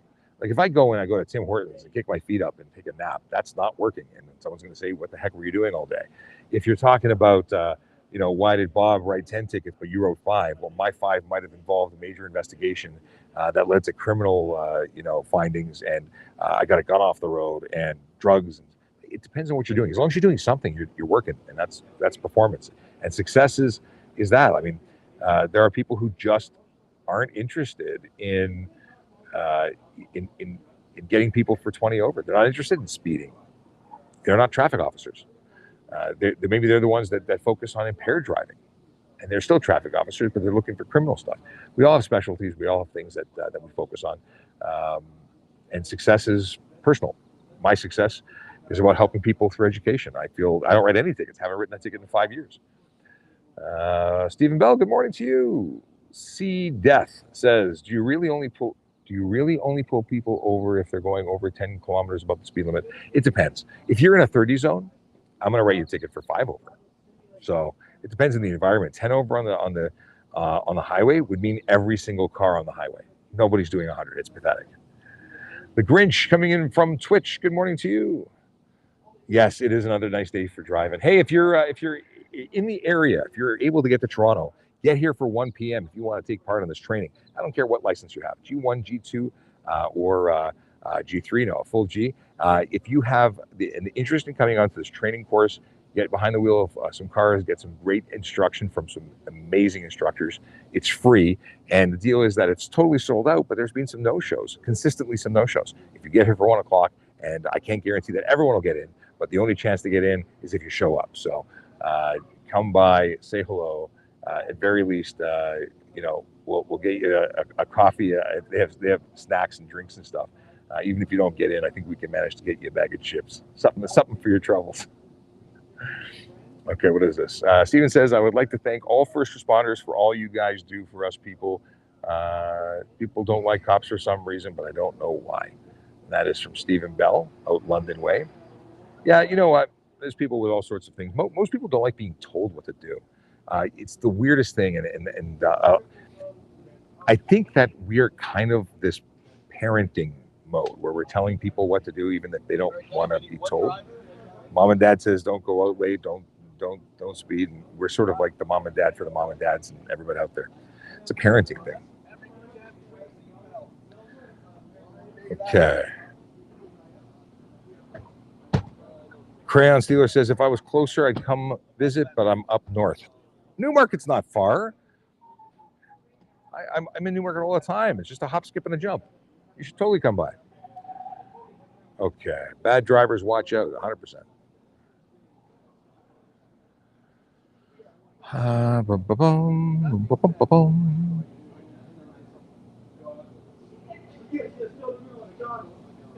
Do I know anything about restraining orders? I do. I'm not a master of restraining orders, but I know stuff and things. Oh wait, is it Quays? Good morning to you too. Cops did nothing about my vandalized car. What did you want them to do? If we don't have evidence or anything to do, we write a report and then you take it to your insurance company and you get it fixed. We don't do door knocks for. Like, you have to be reasonable. I appreciate everybody wants that TV kind of policing where they drop everything. We don't focus on violent crime. We just respond to whatever you need. I appreciate your car was vandalized. That sucks. I had a house that was burglarized. We didn't catch the guys. The video that I had didn't get a license plate. Now, it wasn't my house where I live, but it was a family house, and my parents' stuff got trashed. They destroyed the house. I didn't catch them. It's probably better that way because it would be bad. But yeah, I would have loved for them to be arrested and prosecuted and spend the rest of their life in jail. Even though that's just personally, I would like to see them in jail for the rest of their lives. Because I think that people who steal from other people are disgusting. But that's another story. The reality is that police do what they can with the information they have available to them.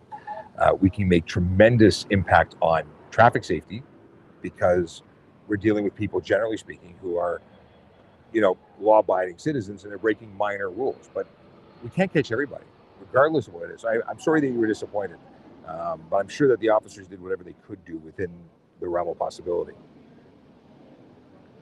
Can you do segments on commercial motor vehicles? I am not a commercial motor vehicle specialist, so I don't want to give you the impression that I know everything about everything. I don't. I really would like to get some of the guys from the commercial motor vehicle team here on camera. Not today, obviously, but they don't like being on camera. They're camera shy. How's my audio? Battery still good? Okay. I gotta keep track of my batteries. Hang on. Yeah, still, I don't understand how it's full. It's like 2 days. Oh, that's one I didn't use yesterday. That's fine. Multiple packs. I got that's what it is. Mustache in my mouth. Not good. How often do you see race affecting police decision? Never. I've never seen that. I don't know what anyone is before I pull them over. And when I do, what I care about is whether they're licensed or not licensed. That's it. Obviously, if they have a warrant, they have a warrant. That's that. Oh, somebody drove completely off the track. That's awesome. Sorry. Scroll. Yeah, I've never had race play into anything that I've done.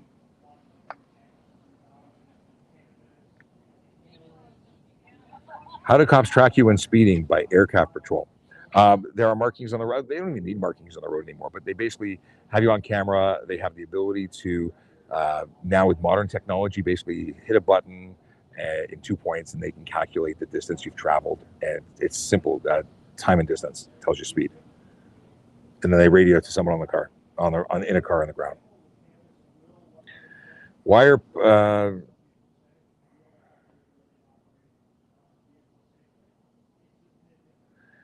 why do I see so many people driving at night with no lights and often right past police? Well, police officers, again, can't catch everything. You don't know what that officer's engaged in doing when they see or don't even notice that. It's possible that they just didn't notice. So why do so many people not turn their lights on? Well, sometimes they're drunk. Sometimes they're in a car they're not familiar with. Sometimes they went to the mechanic and the automatic switch was turned off because the mechanic didn't want to be blinded in the shop. I can't give you all the reasons because I don't know all the reasons, but certainly they are... He's actually I'm reading things and thinking they're combining. They do what they can, but not everybody notices everything. Simple as that. It is obviously not legal. They're ghost cars. They drive me crazy, and I would always pull them over. Now I don't pull them over and give them tickets necessarily. It might be, hey, you forgot to turn your lights on. Common courtesy is so simple. But I would pull them over, and oddly enough, very often they were repaired. Is Habba Dabba Dabba still doing bananas? What do I do if I drink? You're driving on back road. What? Oh, so we're going to say goodbye to Habba Dabba Dabba Dabba Dabba. Silliness. Toronto Cops are tops. Thanks very much. What song is that from? What TV show? Is that Peppa Pig or something?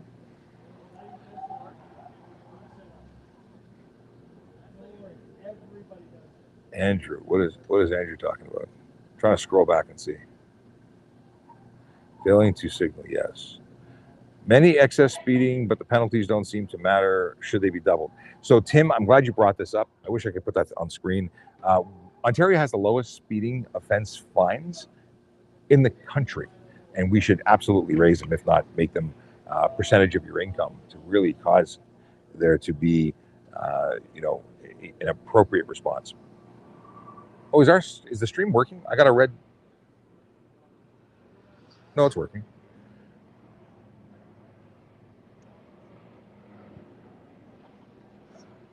I think we're working. Can everybody see me? Is it working?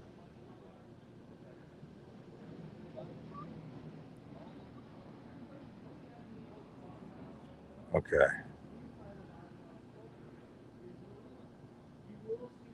Scrolling down here. Okay, Tim says yes. Okay, good. Yeah, for some reason I'm getting a red dot, which usually says that the signal's not working. But I'm seeing myself. It seems to be working. How many DWB tickets have you given? DWB? Oh, that's now you're suggesting racist. No, I've never given any tickets for anyone for DWB. But to allege it or suggest it is sad. I give tickets for people who are breaking the law. It's got nothing to do with who they are. That's a gross allegation. In fact, I don't appreciate so much that I'm going to. I'm not going to block you, but I'm going to mute you because I don't know why people try and make these allegations. It's gross. Okay. Dan Leman, what he was suggesting was driving while black, and it's just so racist. I actually have no tolerance for that at all. The people who make these allegations and try and create a narrative of racism. Touge says, if I get a ticket for 50 on a 40, can I dispute it? You can dispute anything, but know that people who are in the job of traffic enforcement are qualified members of the police service. We learn how to use the equipment. We're trained on how to use the equipment we use for measurement. Actually, we don't even have to use equipment sometimes. We can pace you. It is going to be more difficult, I think, to defend, but you never know. There's always a chance. Okay. But you'd have to have a defense, not just, I don't want to pay this. You can negotiate very often, but 10 over, no points, yeah. Take all their money for speeding, are you kidding? Are you asking if I should take someone's money for speeding? What are we talking about? Yeah, I think we should have much higher consequences. I like the stunt driving stuff. I like that we can suspend you for 1 to 3 years on a conviction, on your first conviction for stunt. These are good things. I think we should have really serious court consequences. There's no reason to do any of these things. Deacon says, I've been seeing blue speed limit signs on the roads. When did they come out? I've never seen one. Oh, yes, that's not true. I have seen them. You're talking about the 30 kilometer an hour zones. Yeah, those are for specific areas. They're fairly new in the last year or so, but they're not a regular speed sign. They designate an entire area.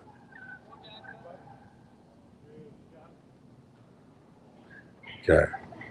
Why isn't there more enforcement? Everyone is speeding. I agree with you, but we have a certain number of people that we have to put out on patrol. So I'd love to have everyone out there doing it, but we have calls outside of traffic. Traffic services is the largest unit in the service, and we service the entire city. We're a citywide unit, and we can only do what we can do. And we're also, aside from enforcement, we're also investigating collisions. We have a lot of responsibilities.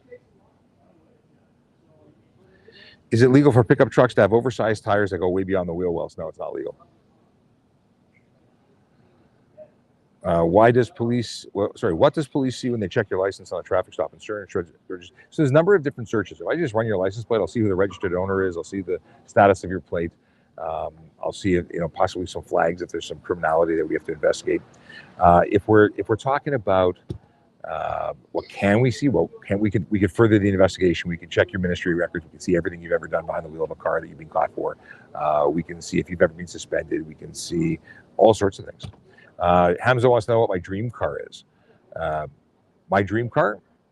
I like cars, but I don't fit into cars. I like trucks. I like that. And technically, the one I like the most, you may or may not appreciate this, but I like the Hummer, the Humvee, the original H1.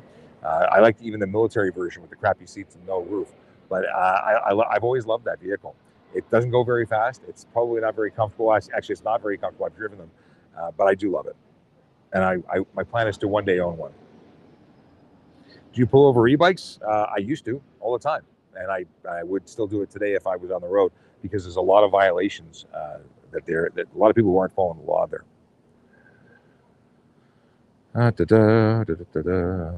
I find the HOV lanes give a license to speed, especially on a motorcycle, Tim says. And you're right. I think it's not right. It's a lot of people violate and misuse the HOV lanes. They're not fast lanes.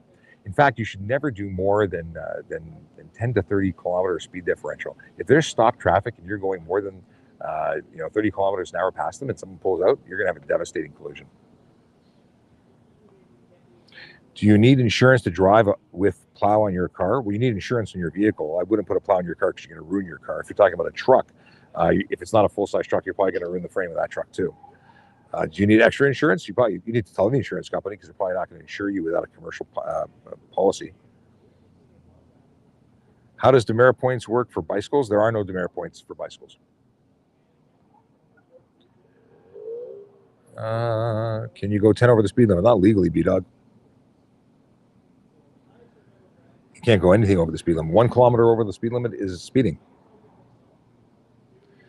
Violet says we need to enforce crushing their cars if they continue to race on roads. I reshared a video yesterday on TikTok that was exactly that, and it was people who were it was one chap who had this like El Camino style Australian car, and they crushed it. It was a V8. I think absolutely we should crush cars when they're doing dangerous things, and we should criminally charge drivers more. Dangerous driving is a criminal offense. We should arrest a lot more people for that. What we got here? Who is ranked third in cities for the worst drivers you find? I don't know. I work in the city of Toronto. I can't speak. I don't rank drivers. Bikes, scooters, etc. should have to pay insurance. Marp, I agree. I think that everyone should be insured and everyone should be licensed to be on the road. Obviously, pedestrians, I don't think should be licensed, because we've all been qualified to walk or roll within reason. But what happens when an e-bike drives into a car? The car's insurance goes up.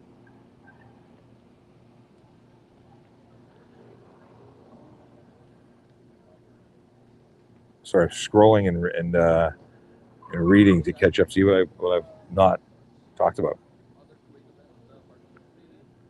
A lot of people driving with high beams on seem to be common here in Niagara. That's possible, but it's more likely that they're just misdirected headlights. Headlights that were either from factory or through some modification adjusted poorly. Maybe they changed the type of bulb and went with something entirely different. Like maybe they put in LEDs or something and they messed around, and that's usually the cause. But daytime running lights, if someone doesn't turn their headlight system on, that's actually a high beam bulb that's on, just a low power mode, and it's poorly directed. Michael says Hummer is the worst. Worst for what? They're so cool. Schwarzenegger had one. Or maybe he still does. Yeah, I love that car. I used to like the Lamborghini LM001, 2. I don't remember what it is, LM002. But I realized that after having seen one in person, they're fairly small. I like full size. I'd love an Excursion. A Ford Excursion would be cool. I'm all about comfort and space for my stuff. I got a lot of stuff to transport. Can I smoke a joint while driving? You'll never know. TJ, if you think we'll never know, you don't know. And that's what I love about impaired people. They don't know stuff. We smell it. We smell it on the highway. We smell it all over the place. It's against the law. We'll catch you. We'll arrest you. It's great. I love it when we arrest people who use drugs or alcohol while driving. For the pickup with oversized wheels that have of the one, and I don't know what the question is, Deacon.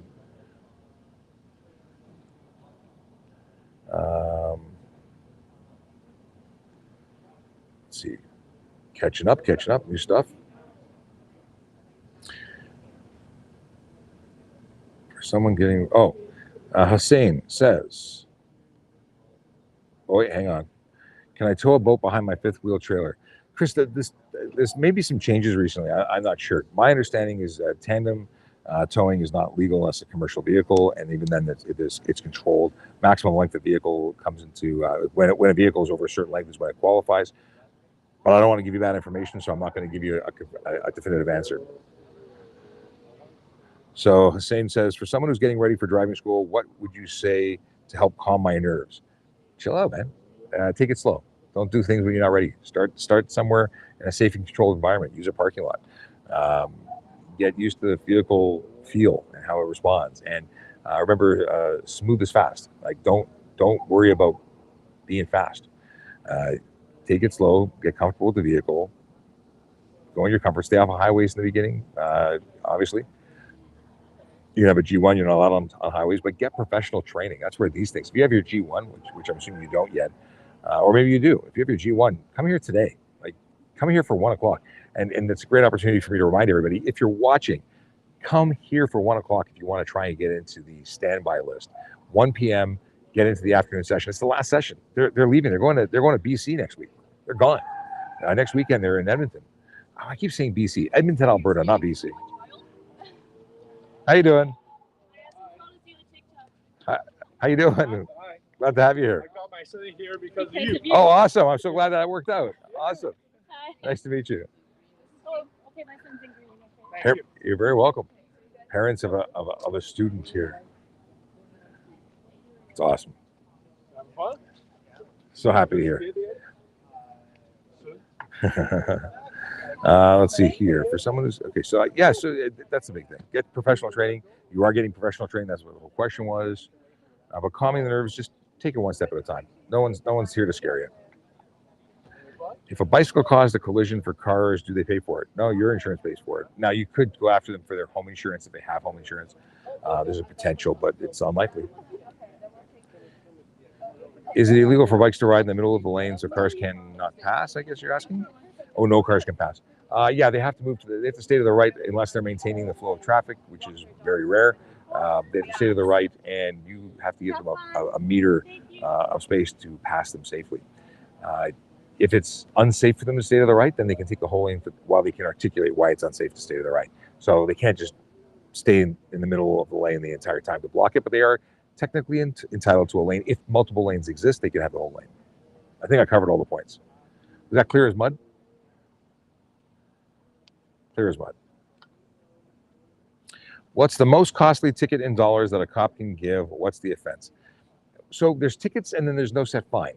So no set fine isn't going to be something like insurance, and that comes with a fine range of $5,000 to $25,000 on your first offense and up to 6 months in jail. That's probably the biggest one that's commonly written. If you're talking about a ticket that has a printed fine on it, $615 for distracted driving charge, using your cell phone while driving. That's pretty big. Comes with 3 demerit points and 3-day suspension on conviction. Stunt driving, no set fine. It comes with a $2,000 to $10,000 fine, up to 6 months in jail. Well, the immediate consequences for that are actually quite hefty because you get vehicle impound for 14 days. That's going to cost you $1,500 out of pocket. That's not even a fine. That's just what it costs. Then you're talking about a 30-day suspension. So what does it cost to take Uber or the bus for a month? That's going to cost you. You're still paying insurance during that time. So there's costs involved. But it's not about hitting numbers for me. It's about taking bad drivers off the road.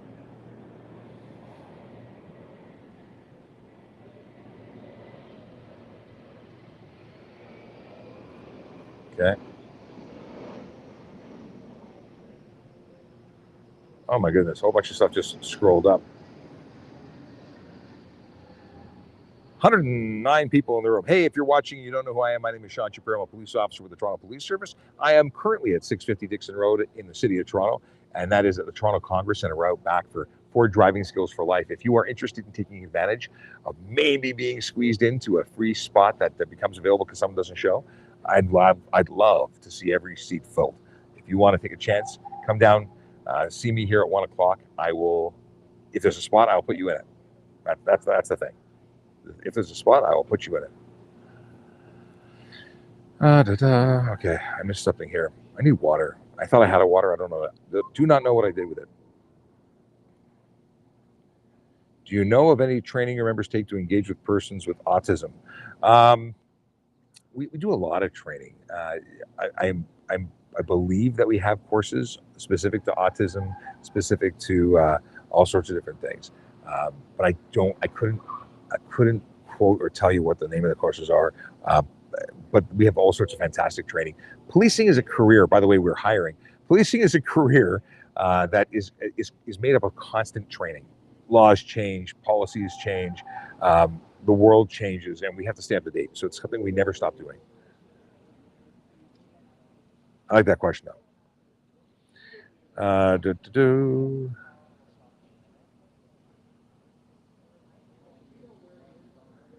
Motorcycle helmet covers, animal heads or such, are they legal or illegal? They're absolutely illegal. Illegal. Two reasons. One, you're changing the outside of the helmet. When that helmet, which is designed to slide across, it's got a smooth surface, supposed to glide across. It eventually disintegrates, but the initial contact is at a smooth surface. If you have the furry covers, they catch, you could break your neck and die. It is not safe. Anything you do to modify that helmet will invalidate its certification. Secondly, if they're just on with Velcro or if they become loose and it turns, you're blind, absolutely unsafe. So improper helmet is what you'd be charged with and what you should be charged with. But they are cool. I did a video on them. If you scroll back on the TikTok channel, you'll find it.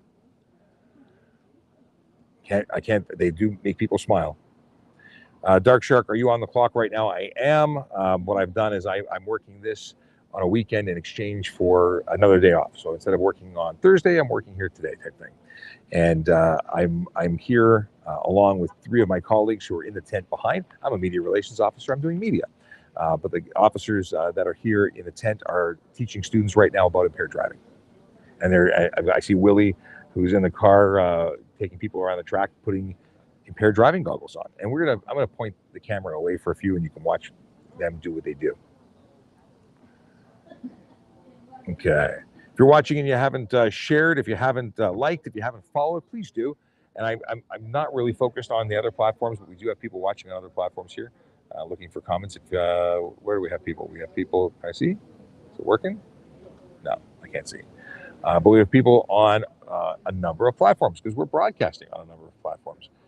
If you are watching, you could be possibly on, let's see, I pressed the button, see if I respond. There we go. We're on TikTok, YouTube, Twitch, LinkedIn, Facebook, Kick, and Twitter, at least the platform formerly known as Twitter, now X. I'm not on Instagram today because I don't have enough phones to make that happen. And Twitter, you can't actually ask us questions, but we love you anyway. So if you want to ask questions, please do. That's what this is. Ask a Traffic Cop is a show that runs Monday to Friday. If I show up to work like Thursday, I won't be there, so there will be no show then. But we're having a show today because I'm at Ford Driving Skills for Life.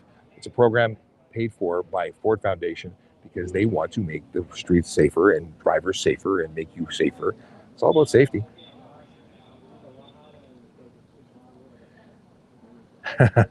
Tiredness says, can I speed if I have to go number 2 or pull over and go in the bushes?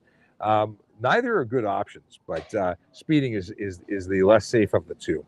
So definitely don't go and why is the car coming out of play? It broken?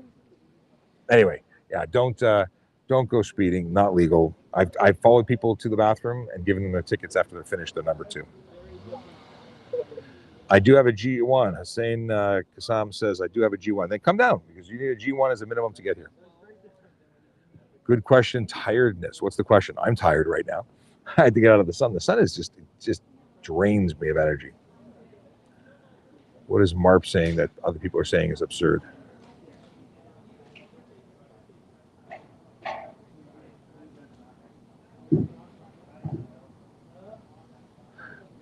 If we're talking about bicycles hitting you, yeah, car insurance does cover them if they're injured. It's under the liability coverage. It sucks. But yeah, if a cyclist crashes into a car insurance is paying for them.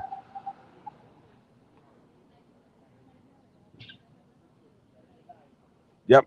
It's not that Marp, you shouldn't be blamed but your insurance will cover them. It stinks. It's terrible. You might be blamed if it was your fault, but if it was their fault, you should have no blame, but your insurance company will still pay for them, and that is absurd. But it's what happens. That's why I think that everyone should have their own policies.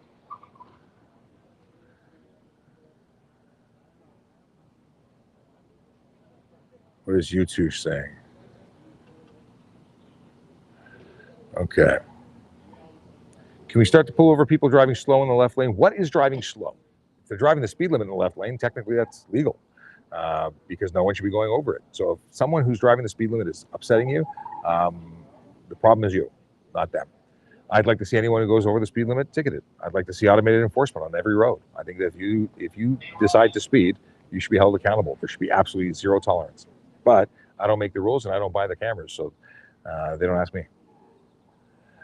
User says left lane equals driving the fastest and passing. Not allowed to speed to pass. You're never allowed to speed. It's for passing people who are going under the speed limit. So if you're traveling below the speed limit or even at the speed limit, but not planning on going anywhere and deviating, you're not actively passing, stay to the right. That's the right way to drive. The left lane should stay empty unless you're actively passing. In Germany, you'd be ticketed if you were just driving the speed limit in the left lane. But they have higher speed limits. But why would you be in the left lane if you're not actively passing? So that's so someone can go 100 in a 100 zone to pass the person doing 80. Speed limits are the limit, not the minimum. But it's not illegal to go below the speed limit. Mind you, if you're going below the speed limit, again, out of the left lane. Tracy says, can't speed. You're absolutely right. Tracy knows her stuff.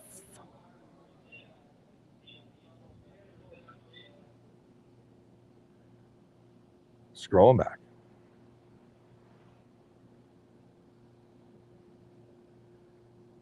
Are dirt bikes road legal? No, they're not.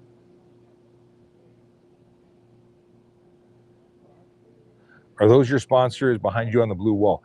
Ford is paying for this event. We're here in cooperation with Ford and the Traffic Injury Research Foundation. Ford is paying for 324 people to go through this free training program. No cost to the participants at all, not one penny. There's no sales pitch. There's no nothing.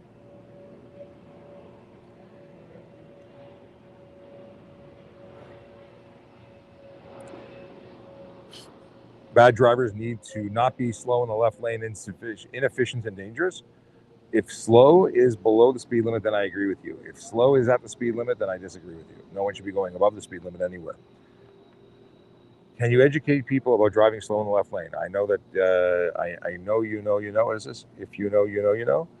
No, it's if you know, you know. Okay. We just talked about that way too much. Okay. YouTube says, we salute you for helping us with our traffic questions. We do this every day, Monday to Friday, 10 to 11. If you're around, tune in. We don't do it on weekends because I'm not usually working on the weekends. Anyone else? I think that's it.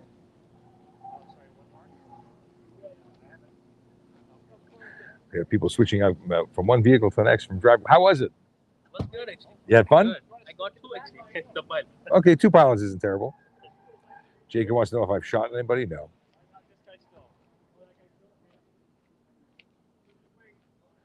Can someone who is prone to grand mal seizures due to epilepsy drive? Can someone drive who is prone to grand mal seizures due to epilepsy? So epileptics generally cannot drive if grand mal seizures are a thing. You have to be, I believe, a year without a seizure controlled by medication before you can drive. And I've had experience with drivers who are epileptic. And 1 year is my understanding. And if you do have a seizure, you lose your license for another year until you can go a full year and be signed off by a doctor. If you lose your license for a year, do you have to start back at G1? No. If you're suspended for a year, you're still good. You just get reinstated. If it's over 3 years, you need an eye test. Over 10 years, I think you start again. You have to look it up, but I believe that's what it is. Neck unhappy. Okay. Are big delivery trucks allowed to be in the left lane on the highway? Depends on what the signage says. It's up to the signage.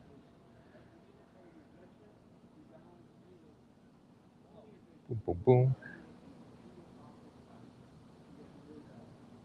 What is this? Gino wants to know, what is Gino talking about? Gino wants to know about how it says helmet laws should be for everybody. And then this is going racial, I think. So tread carefully, Gino. But can you wear a turban when you get pulled over if you're not wearing a helmet? I think this is what you're getting at. You'd have to satisfy that you are a practicing Sikh, because a practicing Sikh is eligible to ride a motorcycle without a helmet if they're wearing a turban and are practicing in their faith. If you are just wanting to not wear a helmet, that does not apply to you. Is it legal for a driver to bypass traffic on a lane to the right that is ending just ahead? So if you're pulling over any areas that are not roadway to do that, you're gonna get a ticket. Is it worthwhile to do? No, it's a disgusting, selfish thing to do that causes traffic to back up. You're actually putting yourself and others in danger. If we can find a reason to charge you, if we can see you cross any bullnose or anything, absolutely going to give you a ticket. Tracy's got to go. Have a great day. Thank you. Thank you. You do this all day, every day? I do not do this all day, every day. I do it for an hour, Monday to Fridays, an hour and a half, every other Wednesday and Thursday when I go on the air with the radio stations doing this with their audience. But I do this Monday to Friday whenever I'm at work. If I'm not at work, I'm not doing it. But this is a strange situation where I'm here on the weekend and doing a special event, being the Ford driving skills. Next weekend, I'll be at Fan Expo, and I'll be doing it from there too. Rick James. Sean, may I ask what civilian? Hang on a second. The plane. The plane. Do you remember where that's from? Are you old enough to know what the plane, hey boss, the plane? It was an amazing show. I love the show. I missed the show. I gotta go find the show. Where can I find that show? I want to watch the show now with my kids. I don't know. Maybe my kids aren't old enough for it. So Rick James wants to know, Sean, may I ask what civilian job you did with TPS before becoming a PC? I noticed your badge number. I was originally I was an auxiliary officer, volunteer, different badge number, and simultaneously I was a court officer. A few months later, I became a court officer, and then I left courts as a supervisor before becoming a police officer. So that's what I did. I started as a special constable of court services. I see that my batteries need to be changed. Oh no, my batteries are back. It said low power. No, it says low power again. It's flashing, so it's like on the verge of low power. Well, I'll go until my batteries die, and then I'll take a break. Let's see here. Is interior floor glow illegal? Interior? No, it's not illegal. Can I get pulled over if you do something illegal? I think cord was hang on.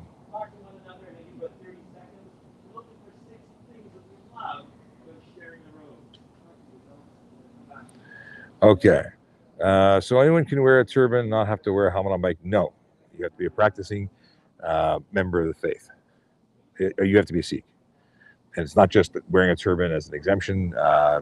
You may have to qualify. And if you're a member of the faith, you will be able to.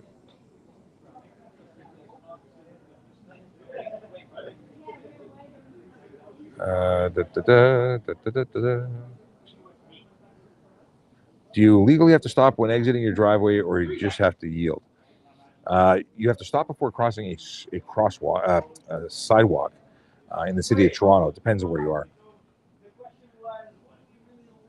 Gino says, I think we should be able to make our own choices in a free country. Well, free countries have conditions. It's not a do what you want country. It's a free country. You have freedom to make choices within the laws that society has imposed.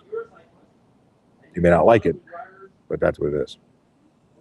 Why do people stop several car lengths back from the car in front of them in a light? Probably to give them space so they don't get hit and then driven into the vehicle in front. If you lose your license at G2 for a year, do you have to start over at G1? You'd have to take your G2 test again to renew, possibly.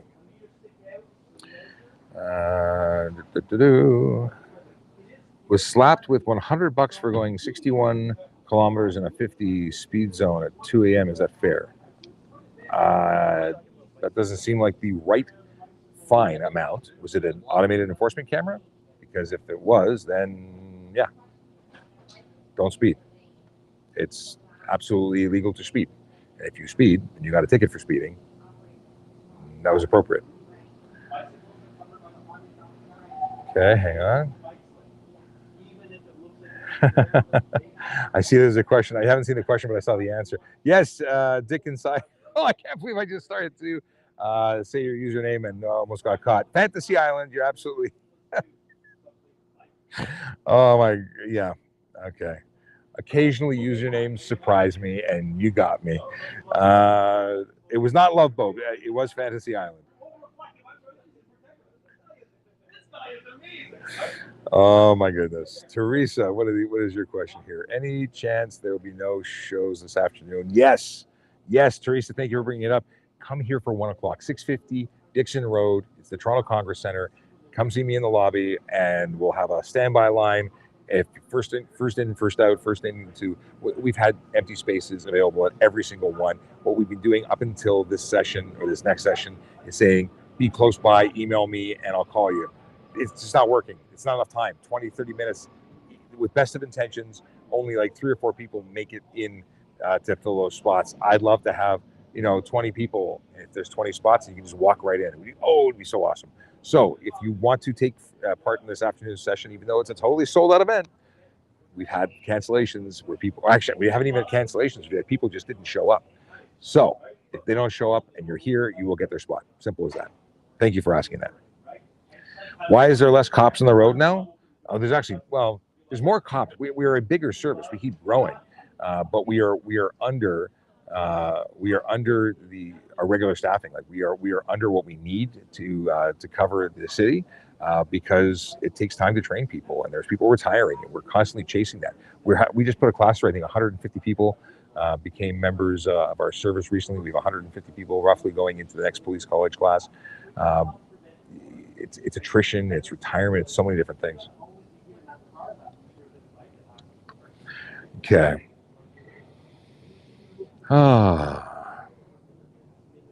Schwinard says, you're not answering my question. Why not? I don't know what your question is. Oh, now I see your question. Do you drive 80 and an 80 exactly? I doubt it. I'm sure you go up to within 10 kilometers.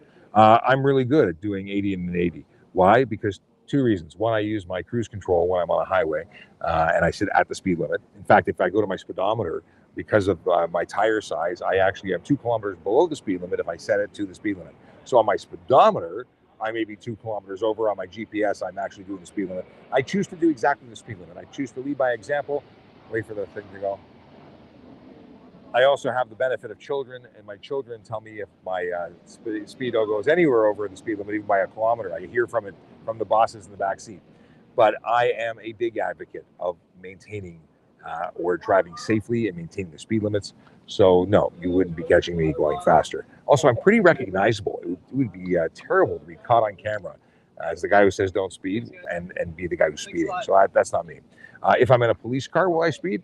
Absolutely. You know why? Because I'm legally allowed to. I actually need to in order to do my job. If I'm doing traffic enforcement, I'm going to speed because I need to catch up to all the dingleberries who are speeding. I need to be able to match their speed, if not exceed it. And that's before I even get to the point of pulling them over and catching up to them, because they have to make up a speed differential. When I was a motor squad officer, would I do 175 kilometers an hour? Sometimes, legally permitted to. Personal vehicle, don't need to. So I appreciate your question, but I reject your allegation.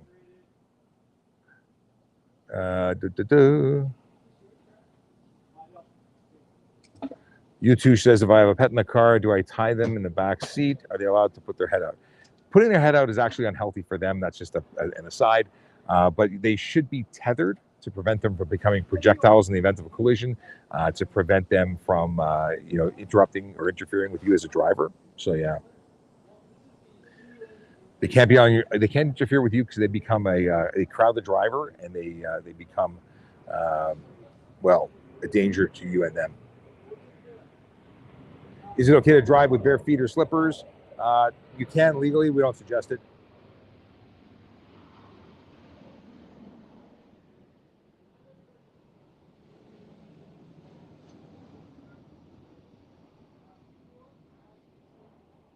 Do all speed reminders have cameras? As far as I know. Oh, back hurts. Can you get a ticket for driving too slow? You can. Unnecessary slow driving is the charge. M is back saying hi. The money you collect for giving tickets, does it go in your pocket? I wish. I'd be a wealthy individual if that were the case. No, it goes to the province, and it goes to paying for all sorts of things. but it doesn't go to me. It doesn't go to police officers. It doesn't even go directly to the police service. It goes to the province. Somebody's being ignorant. You come in this country, you go, what? Oh, yeah, Frank, yeah, that is ignorant. But you're allowed your opinion. I just don't agree with it. This is I'm assuming a comment in regards to Sikhs who have an exemption for helmet use. If you had something that would prevent you from doing something you wanted to participate in because of something you believed in, and we told you no, and you were excluded because of that, and had to, no, I'm not getting into this argument. No, I'm not getting sucked into this. I almost got there.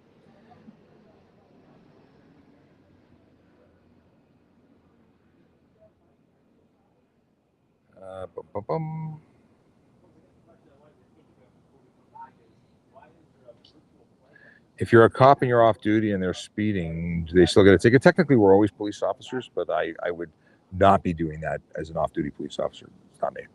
Could you be ticketed? Absolutely.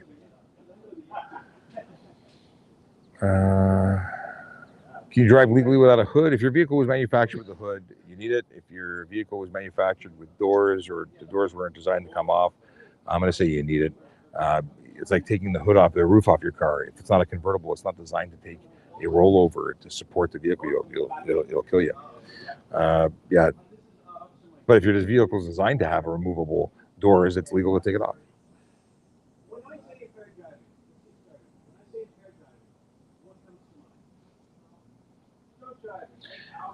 I full-on raced drug units in Kelowna, and they cheered my car on. Good for you. I would have arrested you. Racing. No. Listen, if you're doing something on a track, that's what we're here for. Learn on the track. These are all race car drivers. All the instructors here are race car drivers, and they're awesome.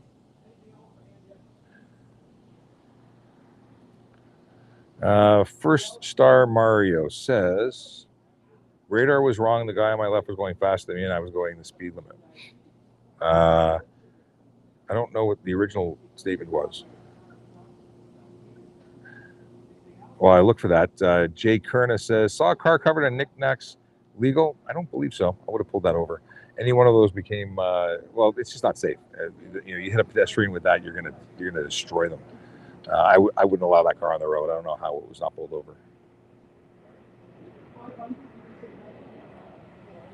Never see cyclists stop for breaking the law. That's country boy in Canada. I used to stop them all the time. All the time. It's amazing. If people aren't witnessing it, they assume it never happens. And it's fair because we're always where you are not, right? You never see a cop when you need one. It's a common statement. Truth is that we're there all the time. Another end says, glad to see you on. I am glad to be here. I just realized I haven't checked here in a while. The glare is horrible at night driving westbound on 401 just before 427.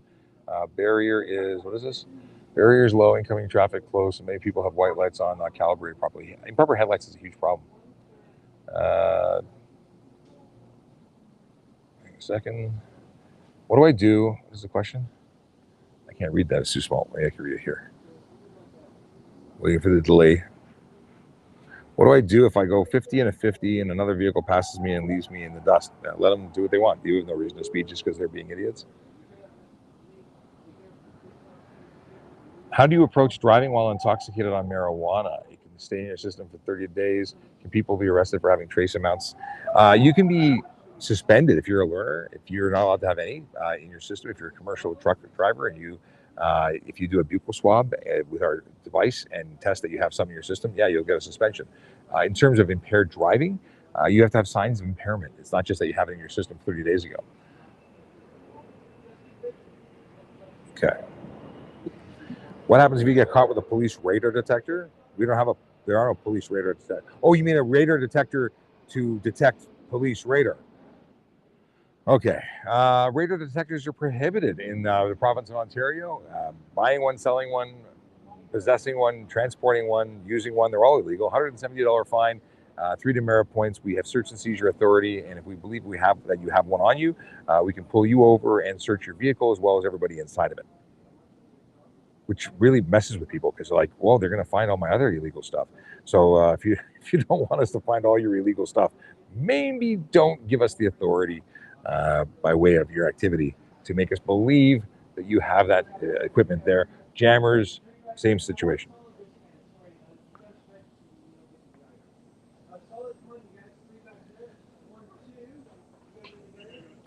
Is it true if I catch someone on parked on bike lane and report a ticket, I get a percentage? In New York City, I think is doing that.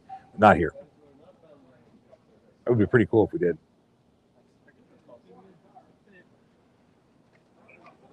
Is it legal to drive with low beams on all the time? Not at night, but otherwise. Yes, it is legal. Day, night, doesn't matter. You can have your lights on all the time. There's no law against it. Apple CarPlay detects radar detectors? No, it doesn't. Apple CarPlay, if you are using Waze, will tell you social media reports of devices in use or officers in use, but it doesn't actually detect radar, nor does it jam stuff. So there you go. So Jazz says, if police detector is illegal, what about Waze app? Not illegal. It's not detecting speed measurement. It's just detecting. It's not detecting anything. It's accepting reports from other people about what's going on. Samara says that police are scared of Aboriginals. No, they're people. What's to be scared of? When not will low tint be pulled over? When not will a low tint be pulled over? I don't know what you mean. You mean dark tint, like illegal tint? We pull dark tint over all the time. Bikers have too much privileges in traffic? Do you mean motorcycle riders, or what do you mean?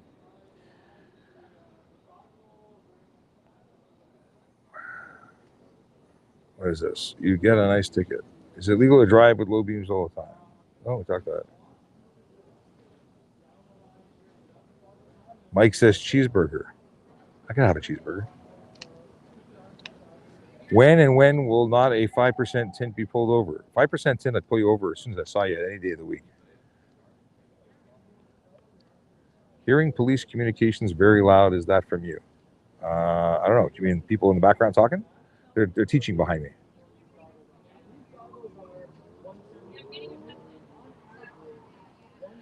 What's your take on license plate covers that go over the yours to discover thing? I got a ticket. That's against the law. You can't have any kind of license plate cover, frame, or anything.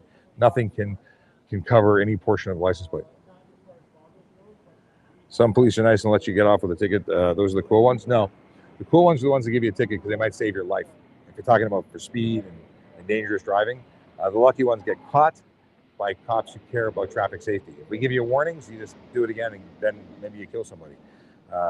When it comes to a license plate cover, I'm pretty simple. You can take it off and destroy it there, or take it off and ensure that it doesn't go back, or you choose to leave it on and give me attitude and you get a ticket. You've already committed the offense. It's just a matter of getting the opportunity to get a warning. If you've been given a warning previously, then it's just a ticket. No option there. Oh, is it legal to leave high beams all the time? No. There's rules about high beams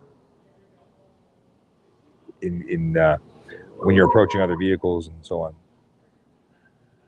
I think cops in Kelowna are just nicer. This is the person who raced you or raced cops. No, people are people, and people have different opinions on laws. We're pretty serious about traffic safety because we want to make sure people don't do stupid things on the road and take the lives of innocents. Is this sponsored by Ford? What I'm doing right now is not being paid by Ford. This event behind me is absolutely being provided by Ford. Ford Foundation pays for this event.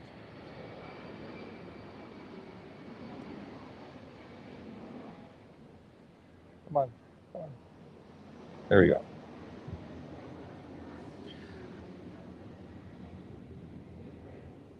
Let's give you a different view. What you're seeing in your background is the Ford Driving Skills for Life program in action. We have students who are wearing drunk goggles, texting and driving. We have students who are learning how to deal with loss of traction. We have students who are dealing with changes up ahead and learning how to respond to changes in the roadway. We're doing all sorts of stuff. Jordan Wright Ford Foundation. I did not know that was the full name. Thanks, producer M. Shap.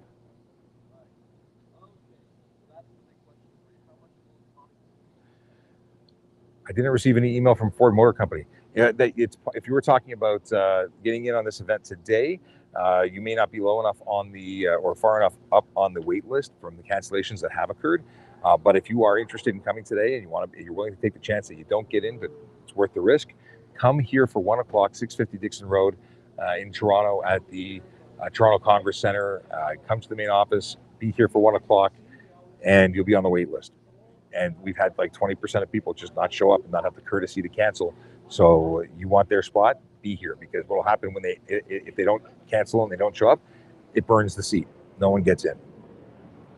But if you're here, we'll walk you in. I'll make it happen. What's the reason we can't have dark tint? Safety. You can't see in and we can't. Yeah, we can't see in and you can't see out. Light or vision works on light. The less light you have, the less you see. Despite whether or not you think it's good enough, it's not good enough. And you need nonverbal communication opportunities for pedestrians and other drivers. Police officers need to see if you're wearing a seatbelt, using your phone. Making observations is kind of important. That's what we do. If you're preventing us from seeing in, you're breaking the law. Bobby Joe's coming? Good. We'll see you here. Thought you said that we would be driving Mustangs. Cabby says, I don't know if you can see this, but way up at the top left-hand corner, there are two Mustangs. They have it set up. It's doing. They're currently like drifting around at the top of the screen. Way up there, that right there, you can see my finger pointing. That's a Mustang. There are two Mustangs there. The Ford Edge are for the larger stuff, for the impairment scenarios. The Mustangs are set up so that they skid out. You're effectively drifting. Are clear license plate covers allowed? No, they're not.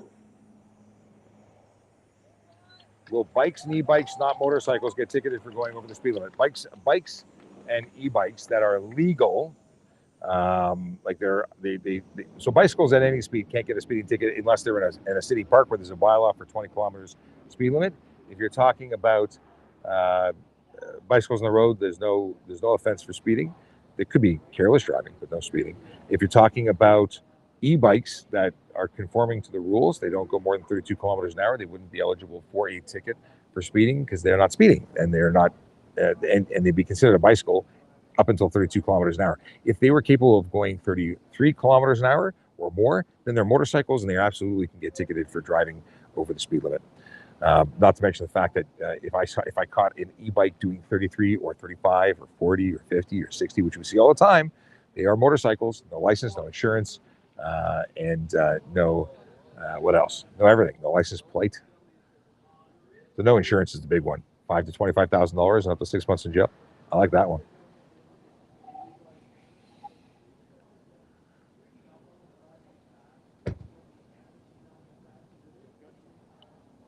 Okay. What are lane splitting laws in Ontario? It's not legal. It's unsafe practice. It can be careless driving, stunt driving, or even criminal dangerous, depending on the observations made by an officer of what you're doing.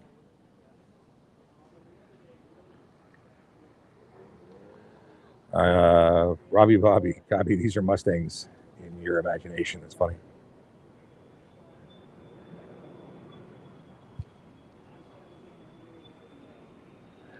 Are motorcycles treated the same as another car, or is it any difference?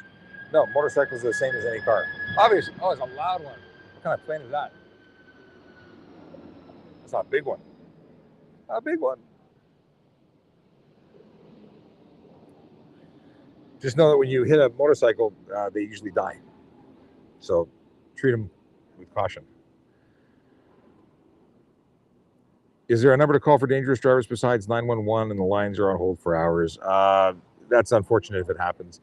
But no, there isn't another option. 911 is the emergency line. If that driver is putting others at risk immediately, 911 is the appropriate number and the only fast way to get through. And if fast is an hour, that's terrible, but that's what we got. What's the fine for a tampered defaced license plate? Ooh, you mean like actually defaced intentionally? That's an arrestable offense. That would be no set fine. I don't know what the range is though. If you forget your license, can you show it within 24 hours for no ticket to issue? No, we issue the ticket. It's $110. Insurance said by law they have to follow the police report. The insurance doesn't make the choices. That's baloney. Insurance companies determine their own fault. We make a suggestion based on our findings, but they may change the percentages of fault on their own. They are not dictated by what we do. If they're telling you that, they're telling you a story. The way to deal with dangerous drivers is to drive into them. That would be bad because that would be criminal for you. Spray painted plates is illegal. It's a modification. It's arrestable. In Ontario, you said in Saskatchewan. I don't know about that, what the laws are there. Can I keep a photocopy of my license? No. I mean, you can keep it. It's a bad idea. It's not valid. You can't give it to police. We won't accept it. If my license plate falls out without my knowledge, what happens? You should report it. If you don't report it, you can get a ticket for it. You should immediately get it replaced. If I get arrested, can I have yeah, right.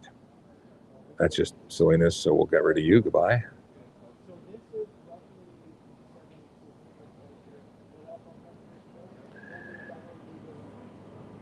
If I don't have my license card, but I have my number, is it legal just to get? You can give us the number, but that doesn't mean that it doesn't remove the requirement for you to have your card.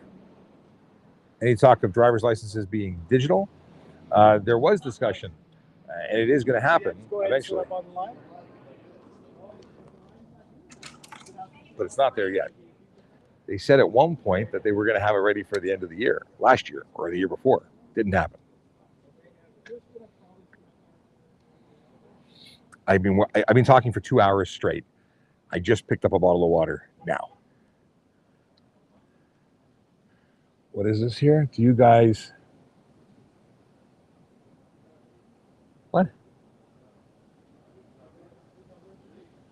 Hang on a second.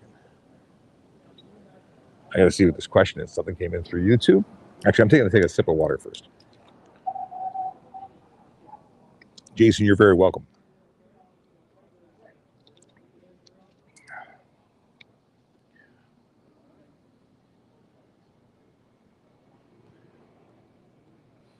Keebs, you're very welcome. Okay, let's see what this statement is. Hang on a second.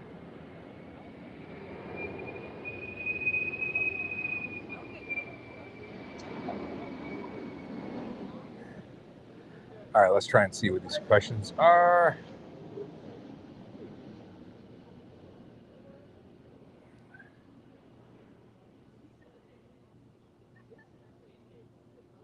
What's a good way to increase confidence in lane changes, such as checking side mirrors and over-the-shoulder checks? Does Ford driving skills help that? I haven't been involved with all of the sections, but I'll tell you, if you have the ability to come here and take advantage of the free training this afternoon on standby, then I would strongly suggest you take advantage of it, because this was an extremely expensive project for Ford to undertake. They do it in 40 countries. They pay for all of this. You're leaving money on the table if you don't get this training, and this is training that can help you. But in terms of ways to increase confidence, it's all about experience. This gives you some experience. It's the way to do it. You guys. I get like 6 or 7,000. Stephen Bell is asking me questions about something from Carnival. I have no idea. Okay. What to do on a crosswalk? If I'm creeping up, what is this? If I'm creeping up when there was no pedestrians, but now there's a pedestrian, it's not clear. Here's the deal. And Syrup, by the way, I'm not wearing sunscreen. I really need it, but I didn't put it on because I didn't plan ahead. Even though my wife reminded me, and I said to myself I was going to take it, I still forgot it. So what to do on a crosswalk? So this is a problem. Pedestrians think they have the right of way all the time. They don't have the right of way all the time. A lot of them get hit because of it. So you can't hit a pedestrian. If you have the opportunity to stop, you stop. You don't go through, because even if you're wrong, or even if they're wrong, you're still going to be more wrong if you hit them. So the deal is that you must do everything you can to avoid it. But if they're legally in the road, you shouldn't be crossing. If they're illegal in the road, they run into you. If you do happen to hit them, and it was not preventable, well, you're not responsible. It's still going to stink and sting. If you're watching, my name is Sean Shapiro. Hang on. I can do. Hey, if you're watching, my name is Sean Shapiro. I'm a police officer with the Toronto Police Service. And I talk about traffic safety, traffic law, and police stuff every single day. That's how I roll. And today I'm here at the Ford Driving Skills for Life booth, the simulated impaired driving section, where our Toronto police officers are here educating folks. And this is all done. Free training provided by Ford, and it's free. It's amazing. If you want to get in on this, if you want to come here this afternoon, be here by 1 o'clock to try and get into a space. What I'm talking about is the fact that it's sold out. It was sold out a long time ago, but some people didn't cancel. The waiting list never got notified. So we have empty spaces going into each session that are not being filled. If you want to be on the standby, show up here, 650 Dixon Road. Be here by 1 o'clock if you want an opportunity. No guarantee, but an opportunity to get in.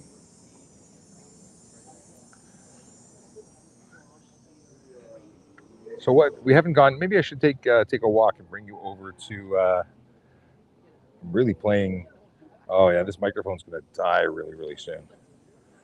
Hang on a second. I'm going to throw different batteries in and see if this makes a difference. Maybe I can give you some extra time. Okay, you're going to hear noise. I apologize in advance.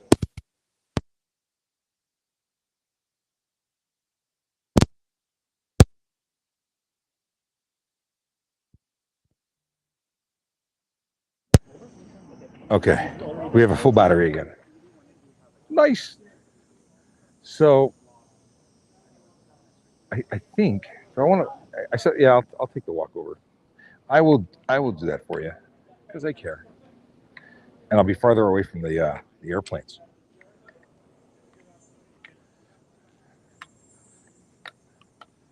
Doing a little walk.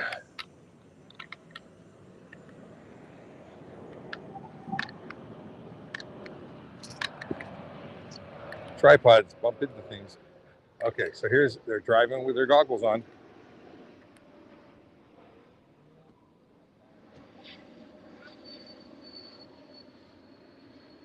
How's she doing?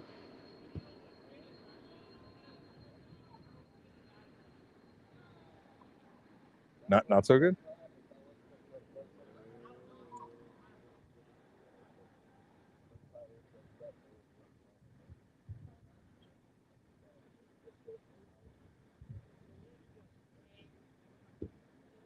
So that's Willie, and he's an officer with Toronto Police Traffic Services, a motor officer.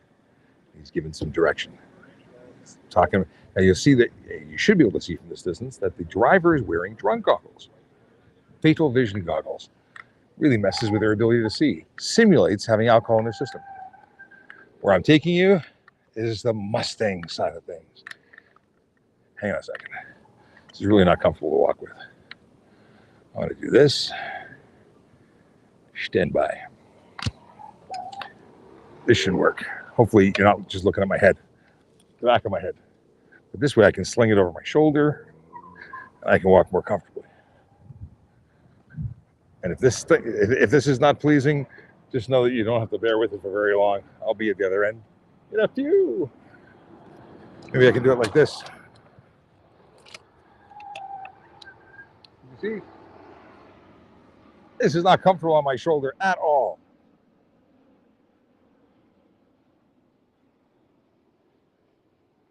Yeah, this actually hurts.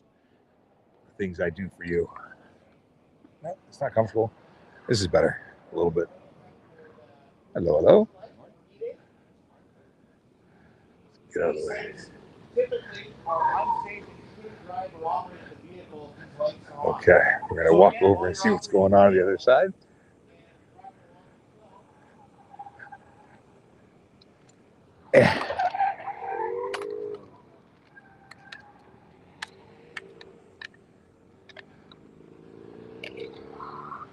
My tripod's collapsing. Hang on.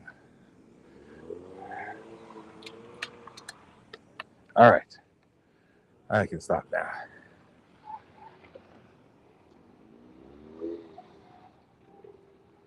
All right. Finally, the Mustangs.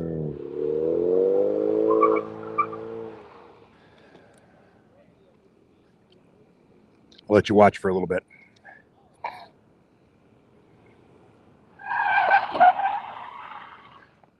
Politically correct says, my understanding they can only pull your plate on commercial. No, they're going to pull your plate for any unsafe vehicle.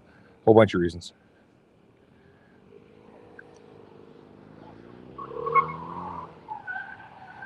Anonymous, who can I get in touch with for helping sponsor this event next year? You know what? TURF, the Traffic Injury Research Foundation, is probably your best bet. If you want to reach out to me, I can put you in touch with them.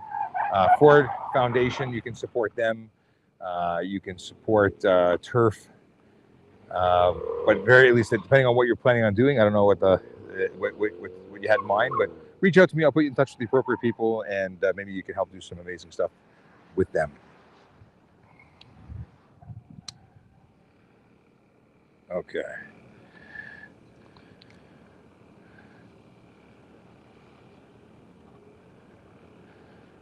Boom, boom, boom. CCLA.org. I'll check it out. How can pedestrian prove they were crossing the light and not ageist? What is this? You know what? Dash cameras are amazing for motorists. They really help. I don't think cyclists need or pedestrians need body cams just yet, but drivers need to protect themselves. Because everyone alleges it's the car, right? Maybe a pedestrian needs a body cam after all. I don't know.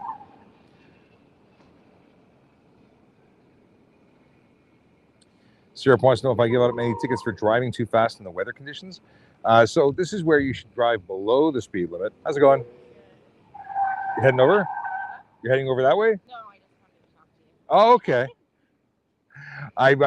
We're live streaming. Are you okay being on air? We're streaming. They're pointing at the Mustangs. You're not on camera if you come over here, but people can hear you. I'm Uber's top driver for Toronto. Oh yeah? Yeah.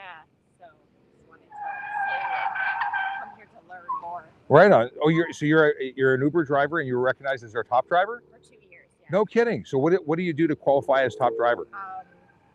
Top rated. Okay. Most compliments. Nice. And I've got 30,000 trips under my belt. 30,000 trips. That's amazing.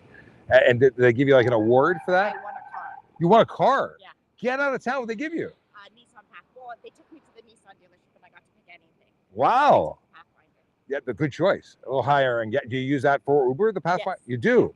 That's pretty cool. I had no idea that existed. That's amazing. Congratulations. Thanks. So maybe we'll do something after. We can talk about it and we'll do a TikTok if you're interested. Okay. That's cool. I just met the top rated Uber driver. Was that right? Top rated? Yeah. Top rated Uber driver. Now that everybody on TikTok heard me talk about it, you're going to have competition. They're all going to want to be the top rated Uber driver. That is so cool. Akela Draconis, greetings and salutations, sir.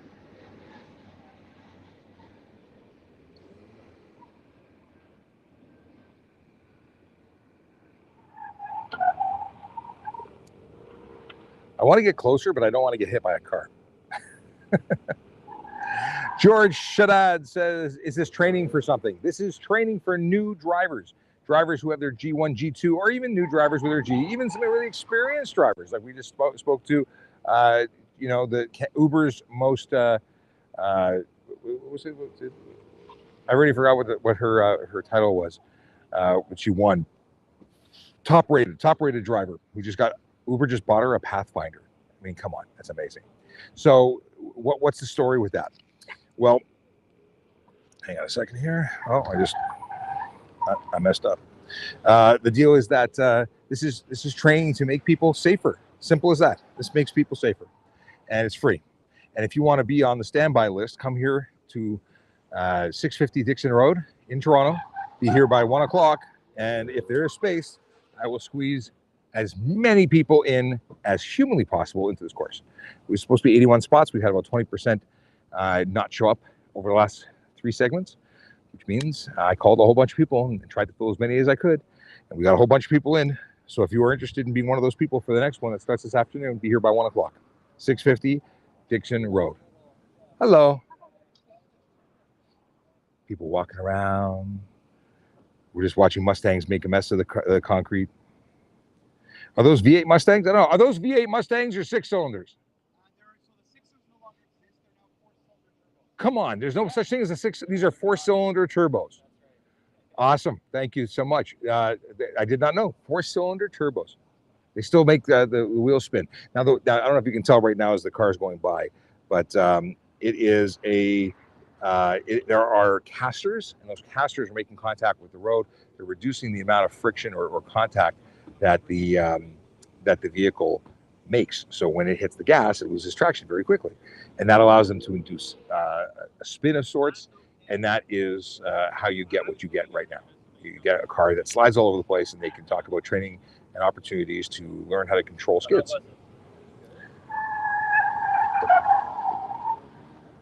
Politically correct.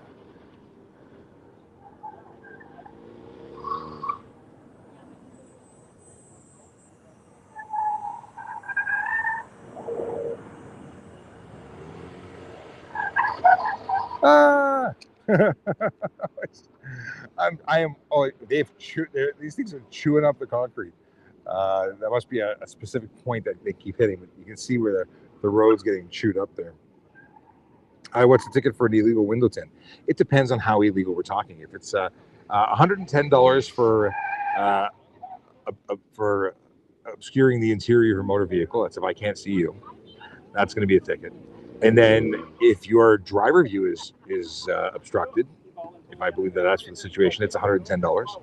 If the vehicle is so dark that it's just simply unsafe, then I'm going to take your license plates and I'm going to give you a ticket for unsafe motor vehicle. I'm going to take your license plates. You're going to you're going to have to arrange for a tow because you can't drive away.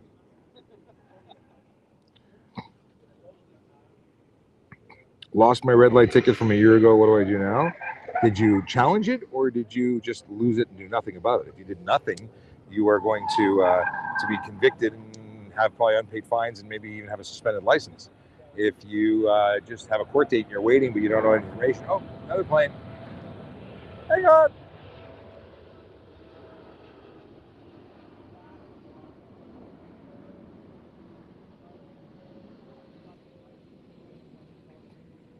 Okay.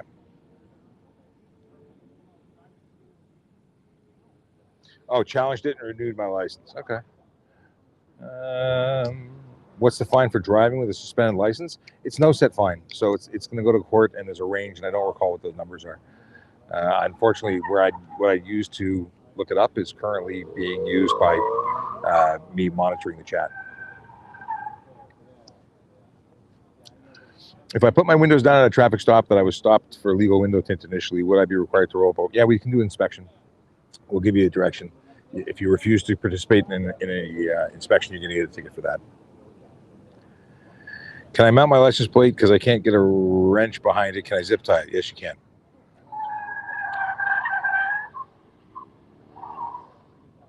Is it illegal to drive my car with the daytime running lights cut off from the front and back? Daytime running lights are a requirement from the manufacturer. There's no ticket for not having daytime running lights that I'm aware of. What are the Mustang drivers learning? They're learning about skid control. Now they've got, instead of putting a water down on a skid pad, they have casters reducing the amount of contact the rear wheels have with the road, so it allows the vehicle to lose traction very easily. Abbas says, oh, okay, thank you for this. Very informative. Sure. You're very welcome. Hey, we do this Monday to Friday from 10 to 11. It's called Ask a Traffic Cop. You can go to trafficcop.ca, follow us on all our social media platforms. You can even listen to these as a podcast after the show is done. They get uploaded after the show. This one probably won't because it's like 2 hours long so far, and that would be ridiculous. Maybe I will just for giggles. But the deal is that we do this all the time. Toronto Police Traffic Services makes me available to you to answer your traffic and police questions, because we want you to understand the law and understand safety so that you can make good decisions behind the wheel. We prefer that you never get a ticket because you're making good choices, rather than having to resort to enforcement as a form of education. We do that. We have the Vision Zero enforcement team that go out every day to change driver behavior one ticket at a time, but nobody wants tickets. Is it lunchtime yet? I really hope so. It's probably a half an hour to 40 minutes away, but we'll be breaking soon. This is, I think, the last segment. Pixel says, it's Sunday, you live. Yeah, this weekend and next weekend, I'll be doing lives. This weekend is from the Toronto Ford Driving Skills for Life event that's taking place here at 650 Dixon Road, which is the Toronto Congress Center. And for anyone who was not here 5 seconds ago, if you're interested in jumping in the last session, we'll be starting shortly after 1. If you would like to be here for standby, be here by 1 o'clock at the latest. Get in line. I will put as many people into this course as I humanly can, as humanly possible. There's 81 spots originally. If people don't show up, I will make sure that someone wanting to take this training gets in. It's free, absolutely free.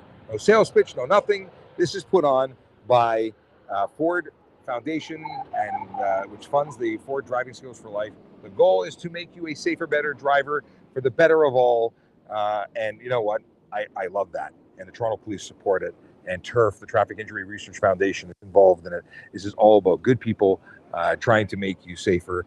And you know what? It could save your life. It could change your future. A lot of people don't have access to good training. A lot of people don't have access to professional race car drivers to provide you training. Why? Because this doesn't happen every day.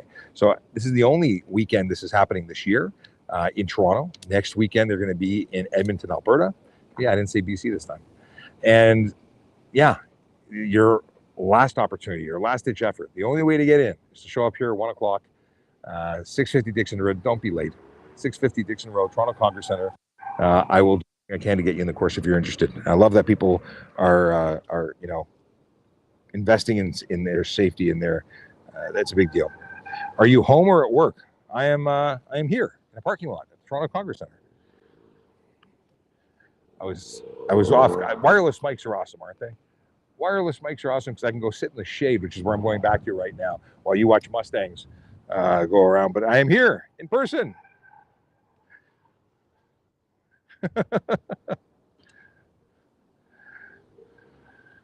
Emma, no, I'm not having Harvey's.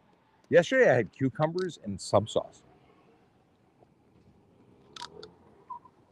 And the contents, like the tuna from two sandwiches, two tiny, like 4 or 5 inch sandwiches. Austin James, what's happening?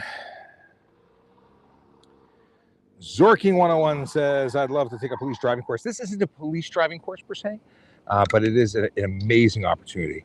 Police driving courses are very cool, possibly the most fun you can have.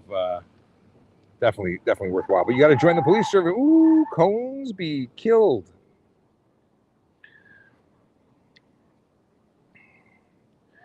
What's the maximum height a vehicle can be raised? There's probably a number. I don't know what that number is right now. It's hot.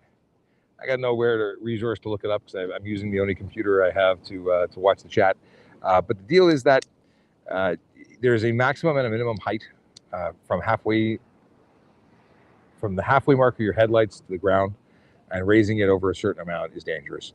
And also the fact that you become a hazard to pedestrians in the event of a collision, you're going to kill them. That's bad. So raising your vehicle, if you're buying an off-road vehicle for doing off-road stuff, leave it off-road. Driving your on-road vehicle that can do mild off-road stuff, that's great. But leave your, if you're talking about serious off-road modifications, that's not meant for the road.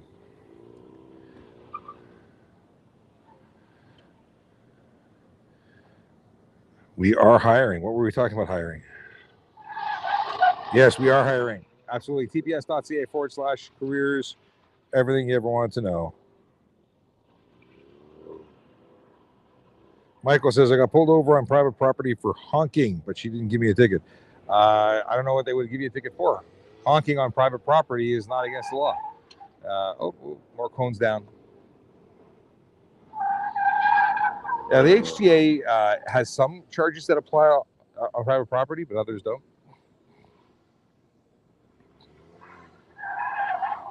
Is it true that it's legal to tint headlights if it's visible from 50 feet plus? No. The deal is that it's 100. It needs to be discernible, according to the Highway Traffic Act, discernible at 150 feet, 150 meters. Sorry, not feet, 150 meters. That's a whole lot more. That's you multiply that by 3 for feet. And the deal is that discernible is subjective. The officer has to be able to see clearly that it's going from high to low, brake engaged to not engaged. Manufacturers don't make taillights to be good for 3 times the distance so that you can then tint them and still have them legal. So when you tint them, you're going to make them illegal. Does driver education courses reduce your insurance costs? If you're talking about new driver instructional long-term courses where you're spending in class and driver that are approved by the industry, those do reduce the amount of time that it'll take you to get your driver's license, your D2. It'll also give you some credit with your insurance companies. This course will give you a certificate upon completion, but there's no guarantee that you'll be eligible for any discount. This is just good to know stuff that could save your life. And that's what this is all about. Insurance is a bonus. This is about actually saving your life, avoiding a collision.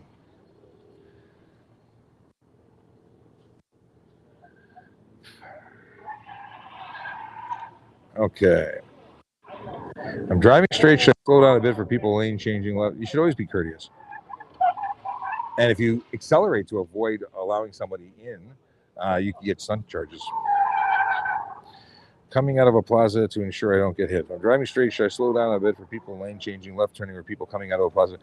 You have the right of way when it comes to people coming out of a plaza, but here's the thing: you can't predict what anyone's going to do, and you're better off being, cautious and not saying I have the right of way and just doing what you want, because then collisions happen and a bad day, regardless of who gets charged. You know, to fix your car and hopefully nobody gets injured. But she didn't even activate her lights undercover, and she threatened me with a ticket. Michael, I don't know what to tell you. The officer may have believed that was eligible, but if they're undercover, they probably weren't. How's it going? Good. They probably weren't traffic specialists if they were undercover. Just saying. Not to dig them, but is the Ford driving lesson class tomorrow as well? No, today's the last day. They will start heading to Edmonton, Alberta, because they have to be there for next weekend. So this is the last day. It was 4 sessions, Saturday, Sunday. That's it. If you're interested in getting in on the wait list today, you're done. Oh, you're all done? Nice meeting you. Everyone's finished. It's gonna be lunchtime. Let's go. So this is the last day, the opportunity for this year. It has been running for 4 sessions, Saturday, Sunday, and then it is done. Hopefully, we'll get them back next year. It would be great to make this a regular gig in Toronto. I'm a big supporter of the efforts of the Ford Foundation's Driving School for Life. Stay hydrated. Yes. Saket Agarwal says, can we join today? Come here, 650. Come to 650 Dixon Road, the Toronto Congress Center at 1 o'clock. It is currently 11:30. Be here for 1 o'clock if you want to get in on the wait list. There's no guarantee that you'll make it, but your odds of getting in are significantly higher if you show up than if you don't. That's just how it works. If you don't show up, you are definitely not getting in. If you do show up, there's a very good chance that I will be able to fit you into a spot and you will be able to participate. All right, I'm going to break for lunch. It has been a while, 2 hours and 33 minutes. This might be a record for my longest live stream. But the deal is this. It is a pleasure to do this because I want to help answer your traffic police questions. I do it Monday to Friday. It's my thing. That's what I do. Ask a traffic cop, traffic services, Toronto Police. We're here for you. But this is a unique and special opportunity that you could actually come in and get some training last minute. 650 Dixon Road, Toronto Congress Center. Come here 1 o'clock in the lobby. If I can get you in, I will. Hope to see you soon. Have a good one. If I don't see you, we'll see you either later this afternoon when I stream again, or tomorrow, 10 o'clock when I'm in the office in the studio for a regular Ask a Traffic Cop. Have a great day.